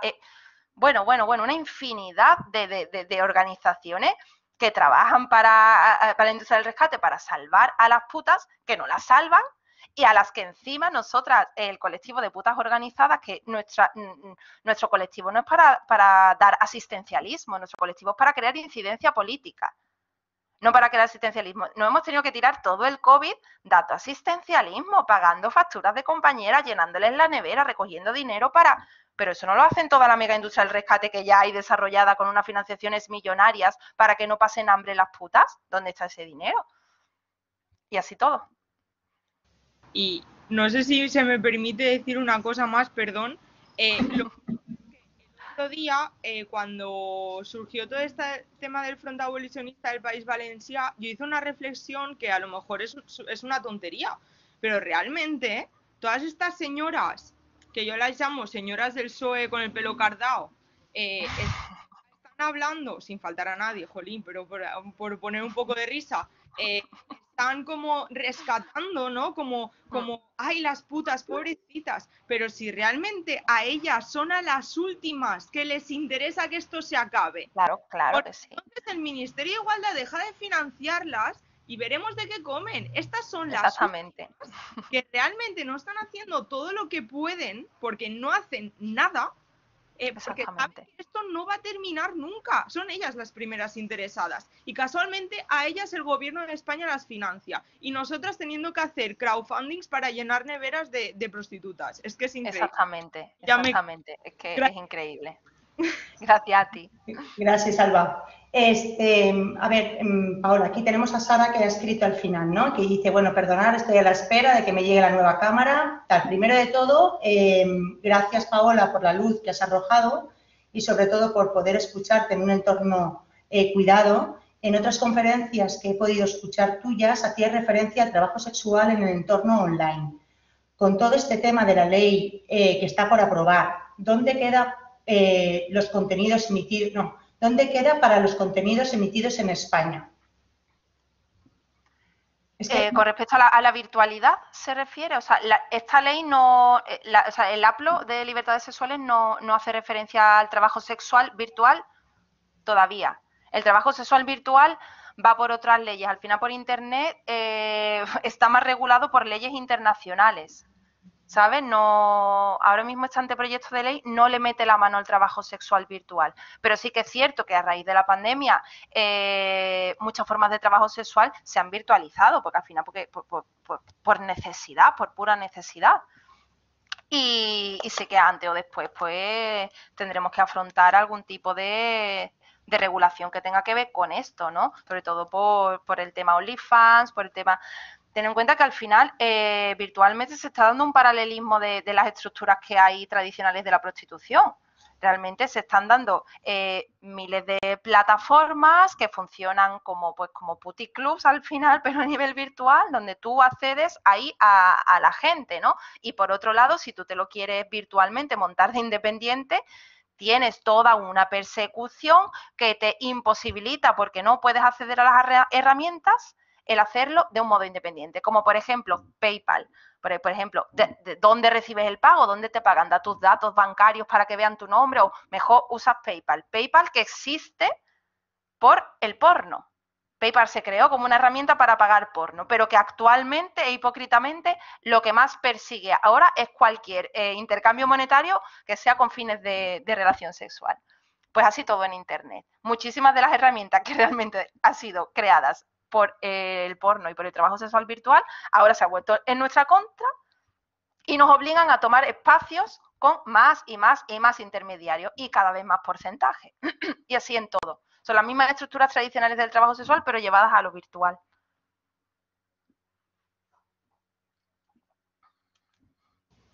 Vale. Gracias. No sé si hay alguna persona más, si no le doy el paso a Luis Robledo. Si no hay ninguna estudiante más que quiera decir alguna cosa, si no, Luis. ¿Me escucháis? Sí, sí te escuchamos, Luis. Vale, es que yo no sé por qué, pero os veo con retardo. O sea, va la voz por un lado y vosotras por otro lado. Entonces estoy un poco liado. Vale. Oye, bueno, pues yo me sumo a la felicitación. La verdad es que ha sido extremadamente interesante y quiero destacar sobre todo la valentía, ¿no? Tanto de Paola como de vosotros, Aina y Arantxa, porque, bueno, como había empezado precisamente lo que estuviste comentando, que me he quedado sorprendido, ¿no? Que en una universidad se prohíba algo como esto o justifiquen con algo, me parece bochornoso, ¿no? Por decir una palabra suave. Y es que me recordaste, porque ya que estamos con los estudiantes, que precisamente cuando por allá por el año 95 yo me gradué, precisamente mi primer trabajo fue sobre la prostitución, ¿vale? Y en Cuba, ¿vale? Y yo no sé si sabéis que, bueno, si no lo sabéis, yo lo cuento, que en el comunismo no hay prostitución, ¿vale? O no había prostitución, ¿no? Y claro, y si la evidencia pues te da en la cara, pues niegas la evidencia, ¿no? Y esto, la verdad que para mí fue una experiencia extremadamente interesante digamos, como pichón de sociólogo, porque me hizo precisamente amar la sociología, porque entendí sobre todo la complejidad precisamente de todos estos tipos de procesos, y creo que la prostitución es uno de los grandes ejemplos de esto, ¿vale? Y recordaba precisamente porque es que los discursos son exactamente iguales, es que son iguales, da igual donde sea, ¿vale? Es el discurso del estigma, es el discurso de la carga moral, es el discurso de la responsabilidad individual en esa carga moral, es el discurso de los valores, y es el mismo discurso también del rescate, o sea, es que es exactamente igual.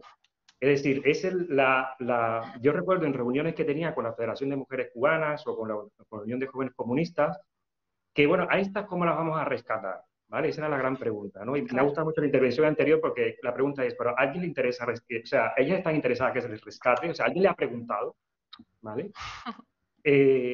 Y claro, y cómo se rescatan, ¿no? ¿Cómo se rescatan a estas pobres chicas que están absorbidas por la moral capitalista decadente, ¿no? Y que nos ha invadido aquí en este país que tenemos? Pues nada, le podemos dar, pues por ejemplo, cursos de corte y costura, ¿vale? Y yo muchas veces en broma, evidentemente, les decía, pues ya que estamos, también le podemos dar cursos de cocina, de cómo barrer la casa y cómo limpiarla, y con eso pues ya estamos todos felices, ¿no? Entonces, te insisto, me ha gustado mucho por eso, porque es que estoy reviviendo, ¿no? Estoy reviviendo todo esto, y estoy reviviendo precisamente esto, de que al final la ideología patriarcal, esté donde esté, es que es igual. O sea, es exactamente igual y funciona exactamente igual.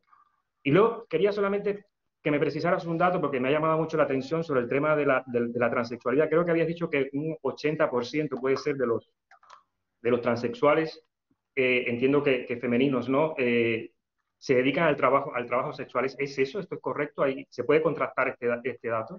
Hay muchísimas investigaciones sobre la alta ocupación que hay del colectivo trans en la prostitución, pero sobre todo esto viene por el rechazo de la sociedad de ser incapaz de verlo como ciudadanos de pleno derecho, ¿no? Y al fin y al cabo, la prostitución es un sitio oculto al que se puede acudir, ¿no? Para buscar un trabajo. Los trans ocupan muchísimo el trabajo sexual, muchísimo. Y lo que tú has dicho de que te recuerda a Cuba, justo, pues el otro día hice un congreso con trabajadoras sexuales y venían de Nueva Zelanda, de Irlanda, de Inglaterra y de Suecia. Pues todas prácticamente dijimos lo mismo, ¿vale? Todas dijimos lo mismo. Cómo estamos en la situación de pandemia, las políticas criminalizadoras cada vez más y más y más y más, y la violencia del estigma.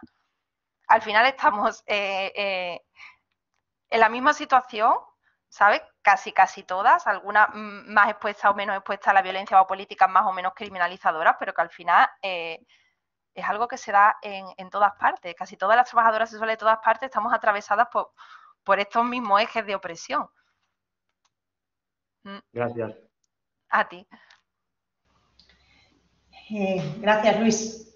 Bueno, teníamos también una pregunta de Ana García, que dice, a mí me gustaría saber si existe algún tipo de contacto entre los colectivos abolicionistas y los de trabajadoras sexuales, para que desde el abolicionismo se conozca la realidad de las trabajadoras sexuales, vuestras inquietudes, problemas y demandas, y no se hable quizás desde un imaginario desligado de la realidad. Bueno, los colectivos abolicionistas nos quitan esa oportunidad en el momento que nos tildan de proxenetas. Ellas no quieren sentarse conmigo, que soy para ellas una proxeneta porque hablo. Ese es uno de los grandes problemas que atraviesa el abolicionismo hoy en día, que es un abolicionismo putófobo, es un abolicionismo de odio y de violencia máxima. De hecho, el otro día hablando en el congreso que os he dicho de la Universidad de Cambridge con la trabajadora sexual, que era la representante de un colectivo de putas en Irlanda, nos decía justo que habían conseguido entre los colectivos de trabajadoras sexuales y los colectivos abolicionistas pues llegar a unos mínimos, ¿no? Unos mínimos de consenso que al fin y al cabo pues nosotras luchamos por cosas que son muy lógicas, ¿no? Que al final son unos derechos humanos, ¿no? Y ya está, unos derechos humanos. Entonces, ella sí que nos explicó cómo sí que habían llevado todo un proceso de negociación entre estos colectivos y se habían llegado a unos consensos mínimos con respecto a unas condiciones mínimas de las trabajadoras sexuales. Sin embargo, esto no es así en todas partes. Por ejemplo, la trabajadora sexual, la que venía de Suecia, explicó que el panorama allí era totalmente diferente, que el panorama abolicionista es realmente violento. Eso es lo que tenemos en España. El colectivo de prostitutas de Sevilla nos queremos reunir con el Ministerio de Igualdad desde junio del año pasado y a nosotras no se nos recibe.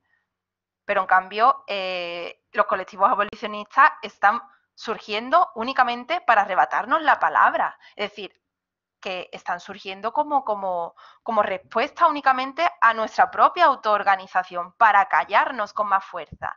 Si es que durante las universidades sin censura, que fueron unas 20 y tantas universidades al final, yo participé en unas cuantas, y yo viví en primera mano cómo se gestaba la plataforma abolicionista de Granada únicamente como respuesta al congreso que yo iba a dar. Es que eso no tiene ni sentido, es una respuesta violenta y putófoba, y no organizada para ver a ver qué pasa, a ver qué le pasa a las putas, a ver si realmente tienen un problema, que las vamos a salvar. Pues si no me van a salvar, que me salven, que se acerquen primero a mí y me pregunten, pero no, lo que obtuve fue un mes entero de campaña por todas las facultades de esta plataforma abolicionista, repartiendo panfletitos diciendo el lobby proxeneta entra en la universidad, y un congreso que hice, que me tuve que ir desde por la mañana a la universidad para encerrarme dentro porque nos querían prohibir el paso desde dentro de la universidad, haciéndonos piquete para que las putas no entrasen, y que al final tuve que estar 1 o 2 horas de congreso con 50 personas en la puerta gritándome con megáfonos proxeneta. ¿En qué momento vamos a poder negociar? Si es un discurso tan putófobo y tan de odio que siquiera tiene en cuenta mi voz, me deslegitima por absoluto, me llama proxeneta, más aún, me llama lobby proxeneta. No hay posibilidad de negociación, ni aunque sea unos mínimos. Ahora estamos alegando por favor, no defendáis la criminalización que se da en el APLO, aunque sea un mínimo. No defendáis la criminalización absoluta de las mujeres pobres. Ya puedas estar sí o no a favor de la prostitución, ya más allá, no estés a favor de que nos criminalicen más. Estamos intentando llegar a esos mínimos, pero pues ni siquiera es muy posible, porque el discurso se basa en el odio, únicamente en el odio.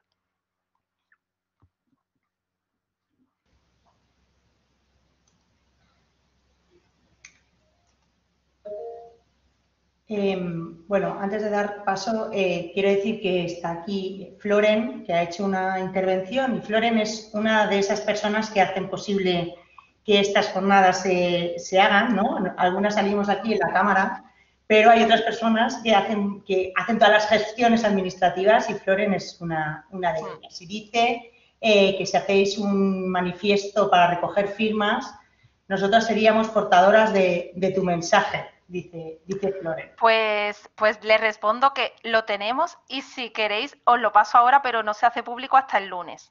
Estamos ahora mismo recogiendo firmas a nivel interno, ¿vale? Tenemos un manifiesto, estamos justo con la recogida de firmas, el lunes lo hacemos público, lo filtramos ya a los medios de comunicación. Así que lo tenemos, por supuesto. Tenemos una guerra, una estrategia que estamos tratando a todos los niveles, ya sea difusión mediática, con las reuniones con los grupos parlamentarios que hemos tenido en el Congreso, que nos hemos reunido con la CUP, con Bildu y con Esquerra, que se han posicionado a favor nuestra, están dispuestos a luchar la derogación al menos de esos artículos, que es lo que nos queda por luchar, que nosotros no queremos tumbar la ley, queremos tumbar esos artículos que nos criminalizan. Entonces, bueno, pues nos hemos ido a reunir al Parlamento, pero no con el Ministerio de Igualdad, con Bildu, con la CUP y con Esquerra. Estamos yendo grupo parlamentario por grupo parlamentario para explicarles lo que está pasando. Entonces sí que hemos hecho un manifiesto también, y por supuesto me pasáis los mails, os lo paso para que lo firméis. Perfecto. Bien, tenemos a Doni Arocas.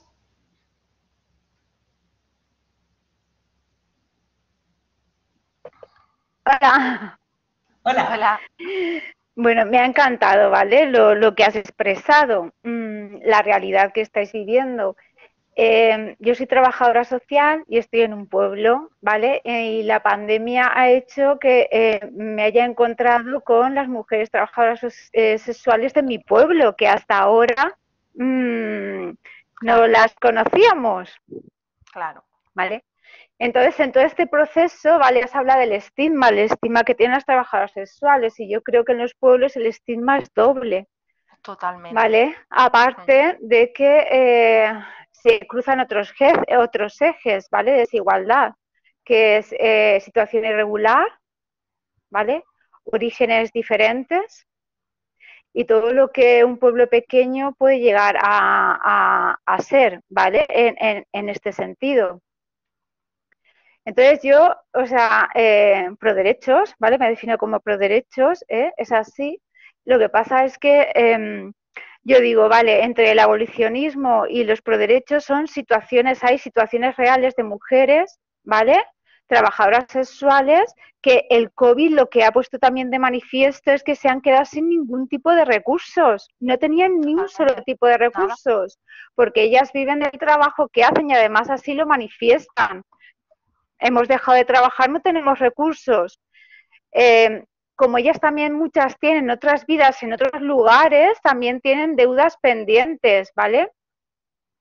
Entonces, cuando se dice que hay que rescatar, ¿vale? Actualmente el rescate no es posible y se ha visto y es de manifiesto, aunque planteen el rescate, ¿me entendéis lo que quiero decir? ¿Por qué? Porque el ingreso mínimo vital lo están denegando y lo están denegando por padrón. Como la mayor parte de las mujeres trabajadoras sexuales viven juntas, ¿vale? Por padrón lo están denegando. Entonces ya no tienen ningún tipo de acceso. Si la mayor parte es situación de irregularidad, tampoco tienen acceso, ¿vale? Es cierto, hay una compañera que ha dicho que no, pero es cierto que ahora, si las trabajadoras sociales hacemos informes diciendo que esa mujer está en situación de prostitución, entonces igual sí que tienen una ayuda. Pero la situación es que muchas mujeres no quieren decirlo. ¿Por qué tengo que decirlo yo? ¿Por qué no tengo que tener derecho a una ayuda sin tener que decirlo? Claro. Entonces, es como que en las zonas rurales el problema es como que es mucho, o sea, son situaciones problema de desigualdades que están ahí, ¿vale? Y que el problema es mucho mayor. Y luego otra cosa, el Pacto de Estado contra la Violencia de Género, ¿vale? En sus medidas hablaba de medidas que teníamos que sentarnos con las mujeres trabajadoras sexuales y ver qué es lo que querían y ver qué es lo que podíamos hacer, pero desde su perspectiva y no tratarlas como si fueran un objeto ahí que las ponemos ahí, entonces ya que estamos cerca de ellas, vamos a presumir de que estamos con ellas. Exactamente. Entonces tenemos ahí los problemas, ¿no? Y yo creo que es un tema muy delicado. Es que no sé cómo decirlo, en el acompañamiento es muy delicado, a mí es muy delicado y es como muy minucioso, porque lo que no quieres es perjudicarlas. Claro.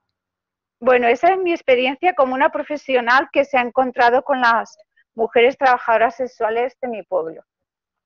Pues es muy necesario que las trabajadoras sociales que intervienen lo hagan desde una perspectiva pro derechos. No es lo habitual, ¿eh? Ya te digo, yo en la Cruz Roja me encontré que todas las personas que me rodeaban tenían una perspectiva abolicionista y las trataban pues como seres infantiles y la propia intervención es estigmatizante.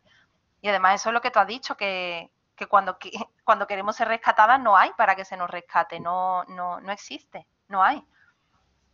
Paola, perdona, ahora, te habíamos perdido la imagen, ya te hemos vuelto. Vale. Gracias, ya está.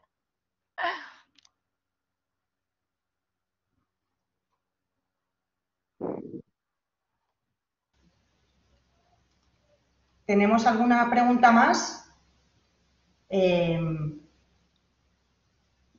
todas maneras, yo creo que ya ¿no? Ya ha habido muchas preguntas, ha sido muy interesante, creo, todas las intervenciones y no sé si alguien más quiere decir alguna cosa, o Aina o Nina.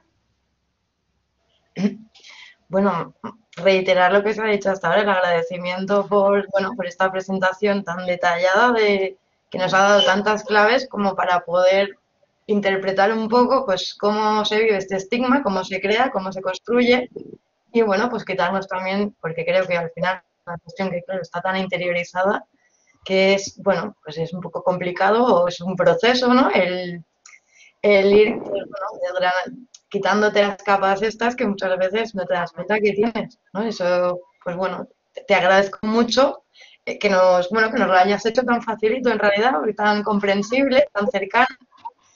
Y bueno, también agradecer a todas las personas que han participado en el debate. Creo que ha sido un debate bastante rico y variado. O sea que un placer tener, bueno, pues poner sobre la mesa este tipo de temas y poder hablarlo de esta manera también. Y especialmente pues a ti, claro que sí, por exponerlo de este modo. Muchísimas gracias. Sí. Gracias a ti. Yo también, gracias Paula, muchísimas gracias, me ha encantado tu claridad meridiana y forma de exponer. Yo hace bastantes años trabajé un corto periodo en un programa de trata con fines de explotación sexual y bueno, en el poco tiempo que estuve yo tuve oportunidad de ver intervenciones que te explota la cabeza. Desde cosas a veces muy simples de decir, es que es una demanda que no te está pidiendo de nada porque no hay nada, ¿no? Como tú dices, te está pidiendo que por favor esta mujer le enseñes a acceder de forma, no me sale la palabra, bueno, como incógnito, de incógnito en internet para tener una cuenta ella porque comparte el ordenador con su hijo y no quiere que su hijo lo sepa y desde arriba nos dijeron, no, esto para nada. O sea, aquí estáis para acabar con la prostitución, ¿no? Una mujer que te está diciendo, yo he sido víctima de violencia de género, yo estoy ahora estupenda, vivo mi vida, me mantengo con mi dinero, ¿no? Entonces, bueno, muchísimas gracias, de verdad, gracias. Muchas gracias. Y enhorabuena por tu trabajo y vamos, espero que lo defenderás súper bien y enhorabuena. Gracias. Bueno, tenemos aquí una intervención de Meritxell que dice: yo estoy estudiando trabajo social y hasta la fecha lo más común es encontrarte posiciones abolicionistas y asistencialistas en este escenario, tanto fuera como dentro de la universidad. Muchísimas gracias, me ha descolocado, pero ha sido brutal. ¿No? Pues muy bien, si la has descolocado, ¿no, Paula? Muy bien. ¿Hay otra persona, Inma?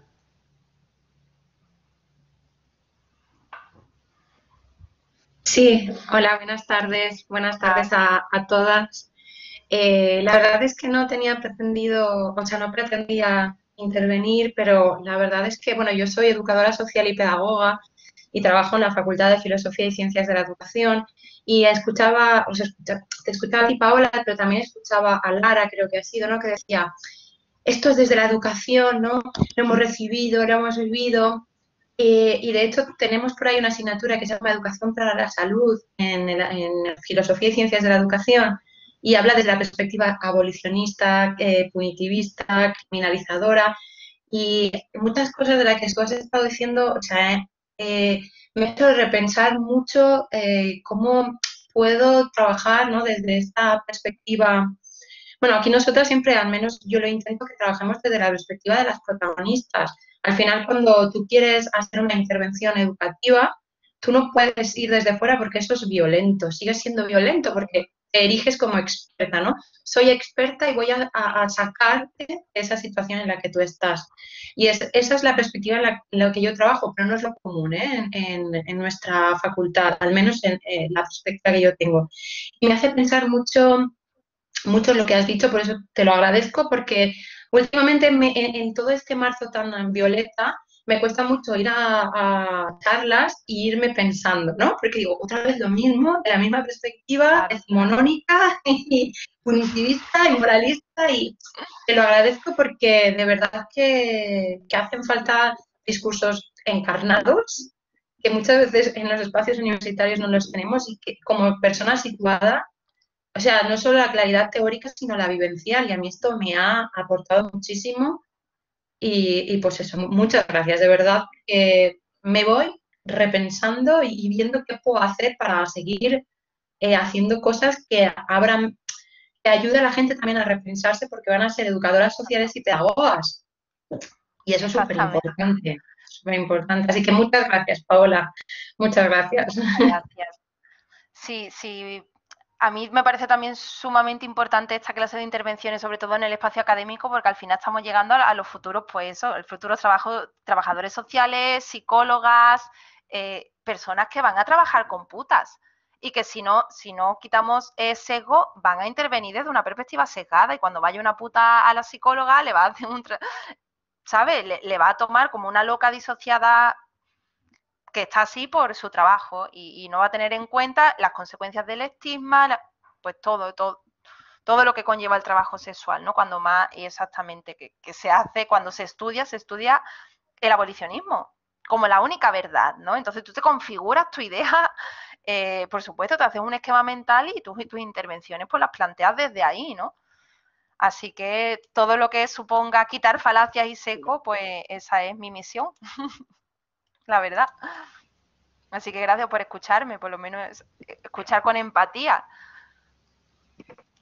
Bueno, yo la verdad es que, Paula, tengo ahí una pregunta que la tengo ahí pendiente, no me puedo ir sin Claro. hacerla, porque ya sé que es tarde y seguramente me vas a decir, vamos a tener que quedar otro día para hablar de esto, ¿no?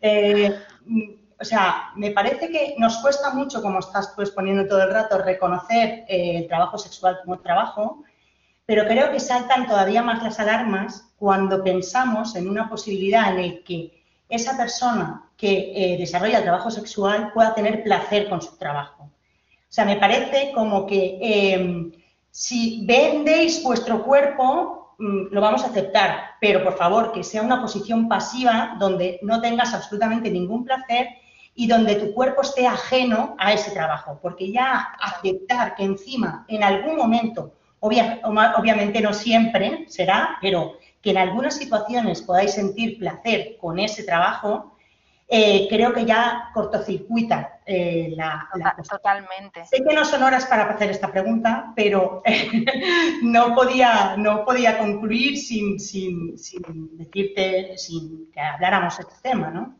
Sí, esto es por la perspectiva moralista desde la que se ve nuestro trabajo y el trabajo sexual. Es pura moralina, ¿no? Como, vale, pues se puede aceptar que tú uses tu cuerpo ahí, pero para llenar la nevera pero ya encima no sientas placer, ¿no?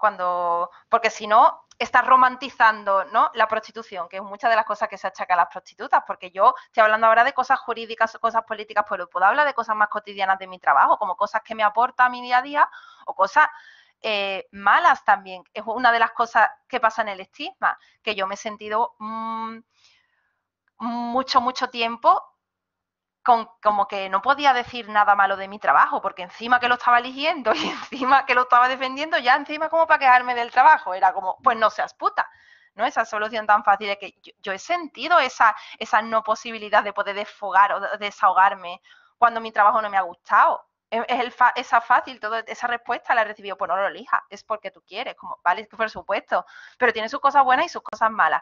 Igual que también he aprendido muchísimas cosas con la prostitución. Pero no solo a nivel sexual, a nivel de placer, de abrir mi abanico de posibilidades con respecto a la sexualidad a un nivel extremo, porque he sido capaz de disfrutar con cuerpos y con personas que nunca me hubiese imaginado en ningún otro escenario. Te abre muchísimo, ¿sabes? Te rompe mucho la normatividad de la sexualidad y dejas de verla como algo natural, esencialista, a verlo como una posibilidad que, pues infinita, ¿no? Como te dé la mente. De hecho, la prostitución también me ha ayudado mucho a descentralizar no sé, esa idea de la sexualidad únicamente centrada en la genitalidad y en el placer del cuerpo. Yo la prostitución la hago muy mental, uso otros placeres, ¿no?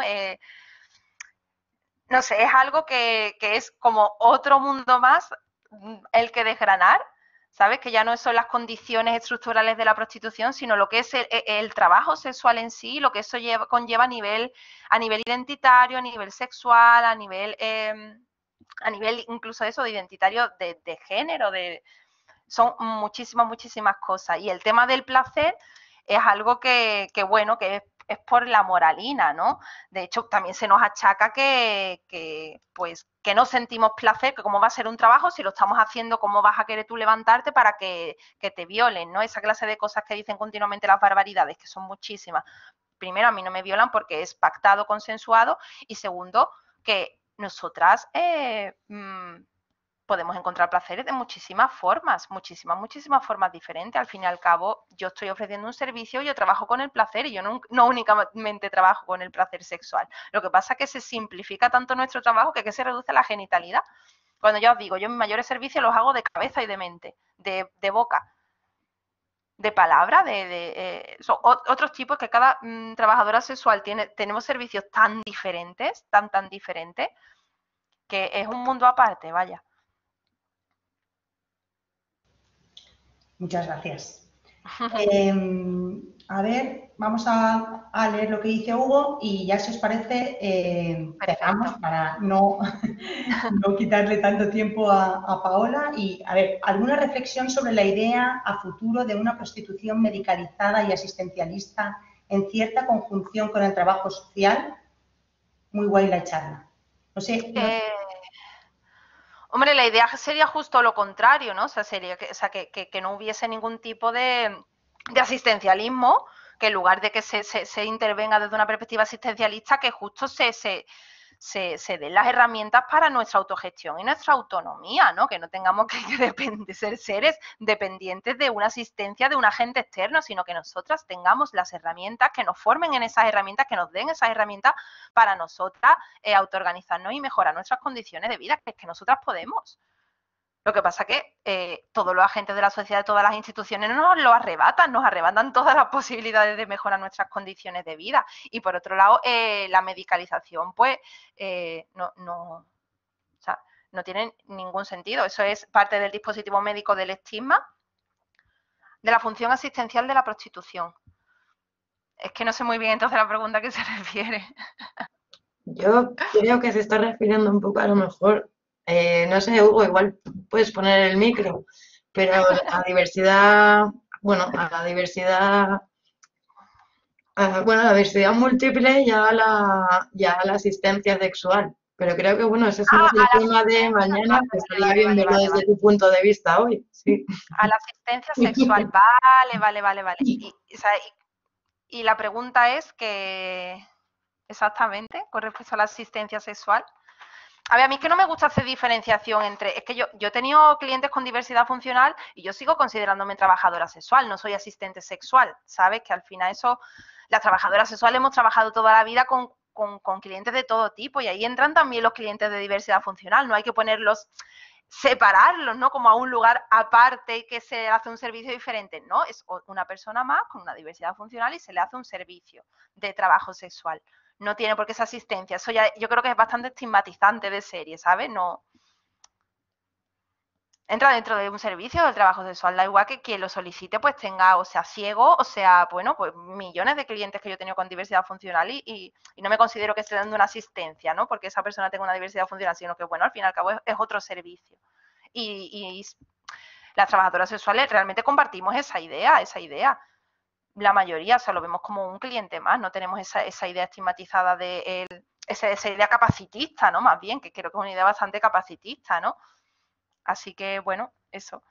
Desde mi perspectiva, claro, sí que es cierto que hay todo un movimiento para luchar por la asistencia sexual, pero por una vía más estratégica que otra cosa, ¿no? Porque al fin y al cabo es otra estrategia de lucha para visibilizar el trabajo sexual y sobre todo dentro de este colectivo.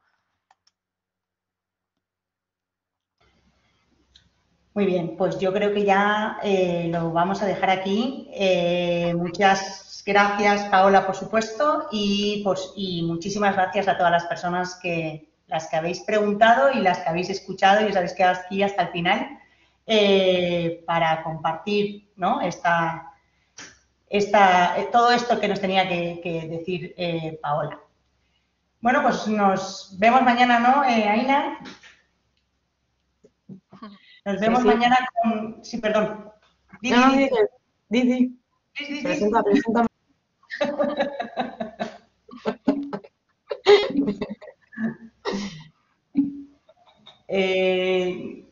Estaremos mañana a las 12, acordaros, con Andrea García Sánchez Mases en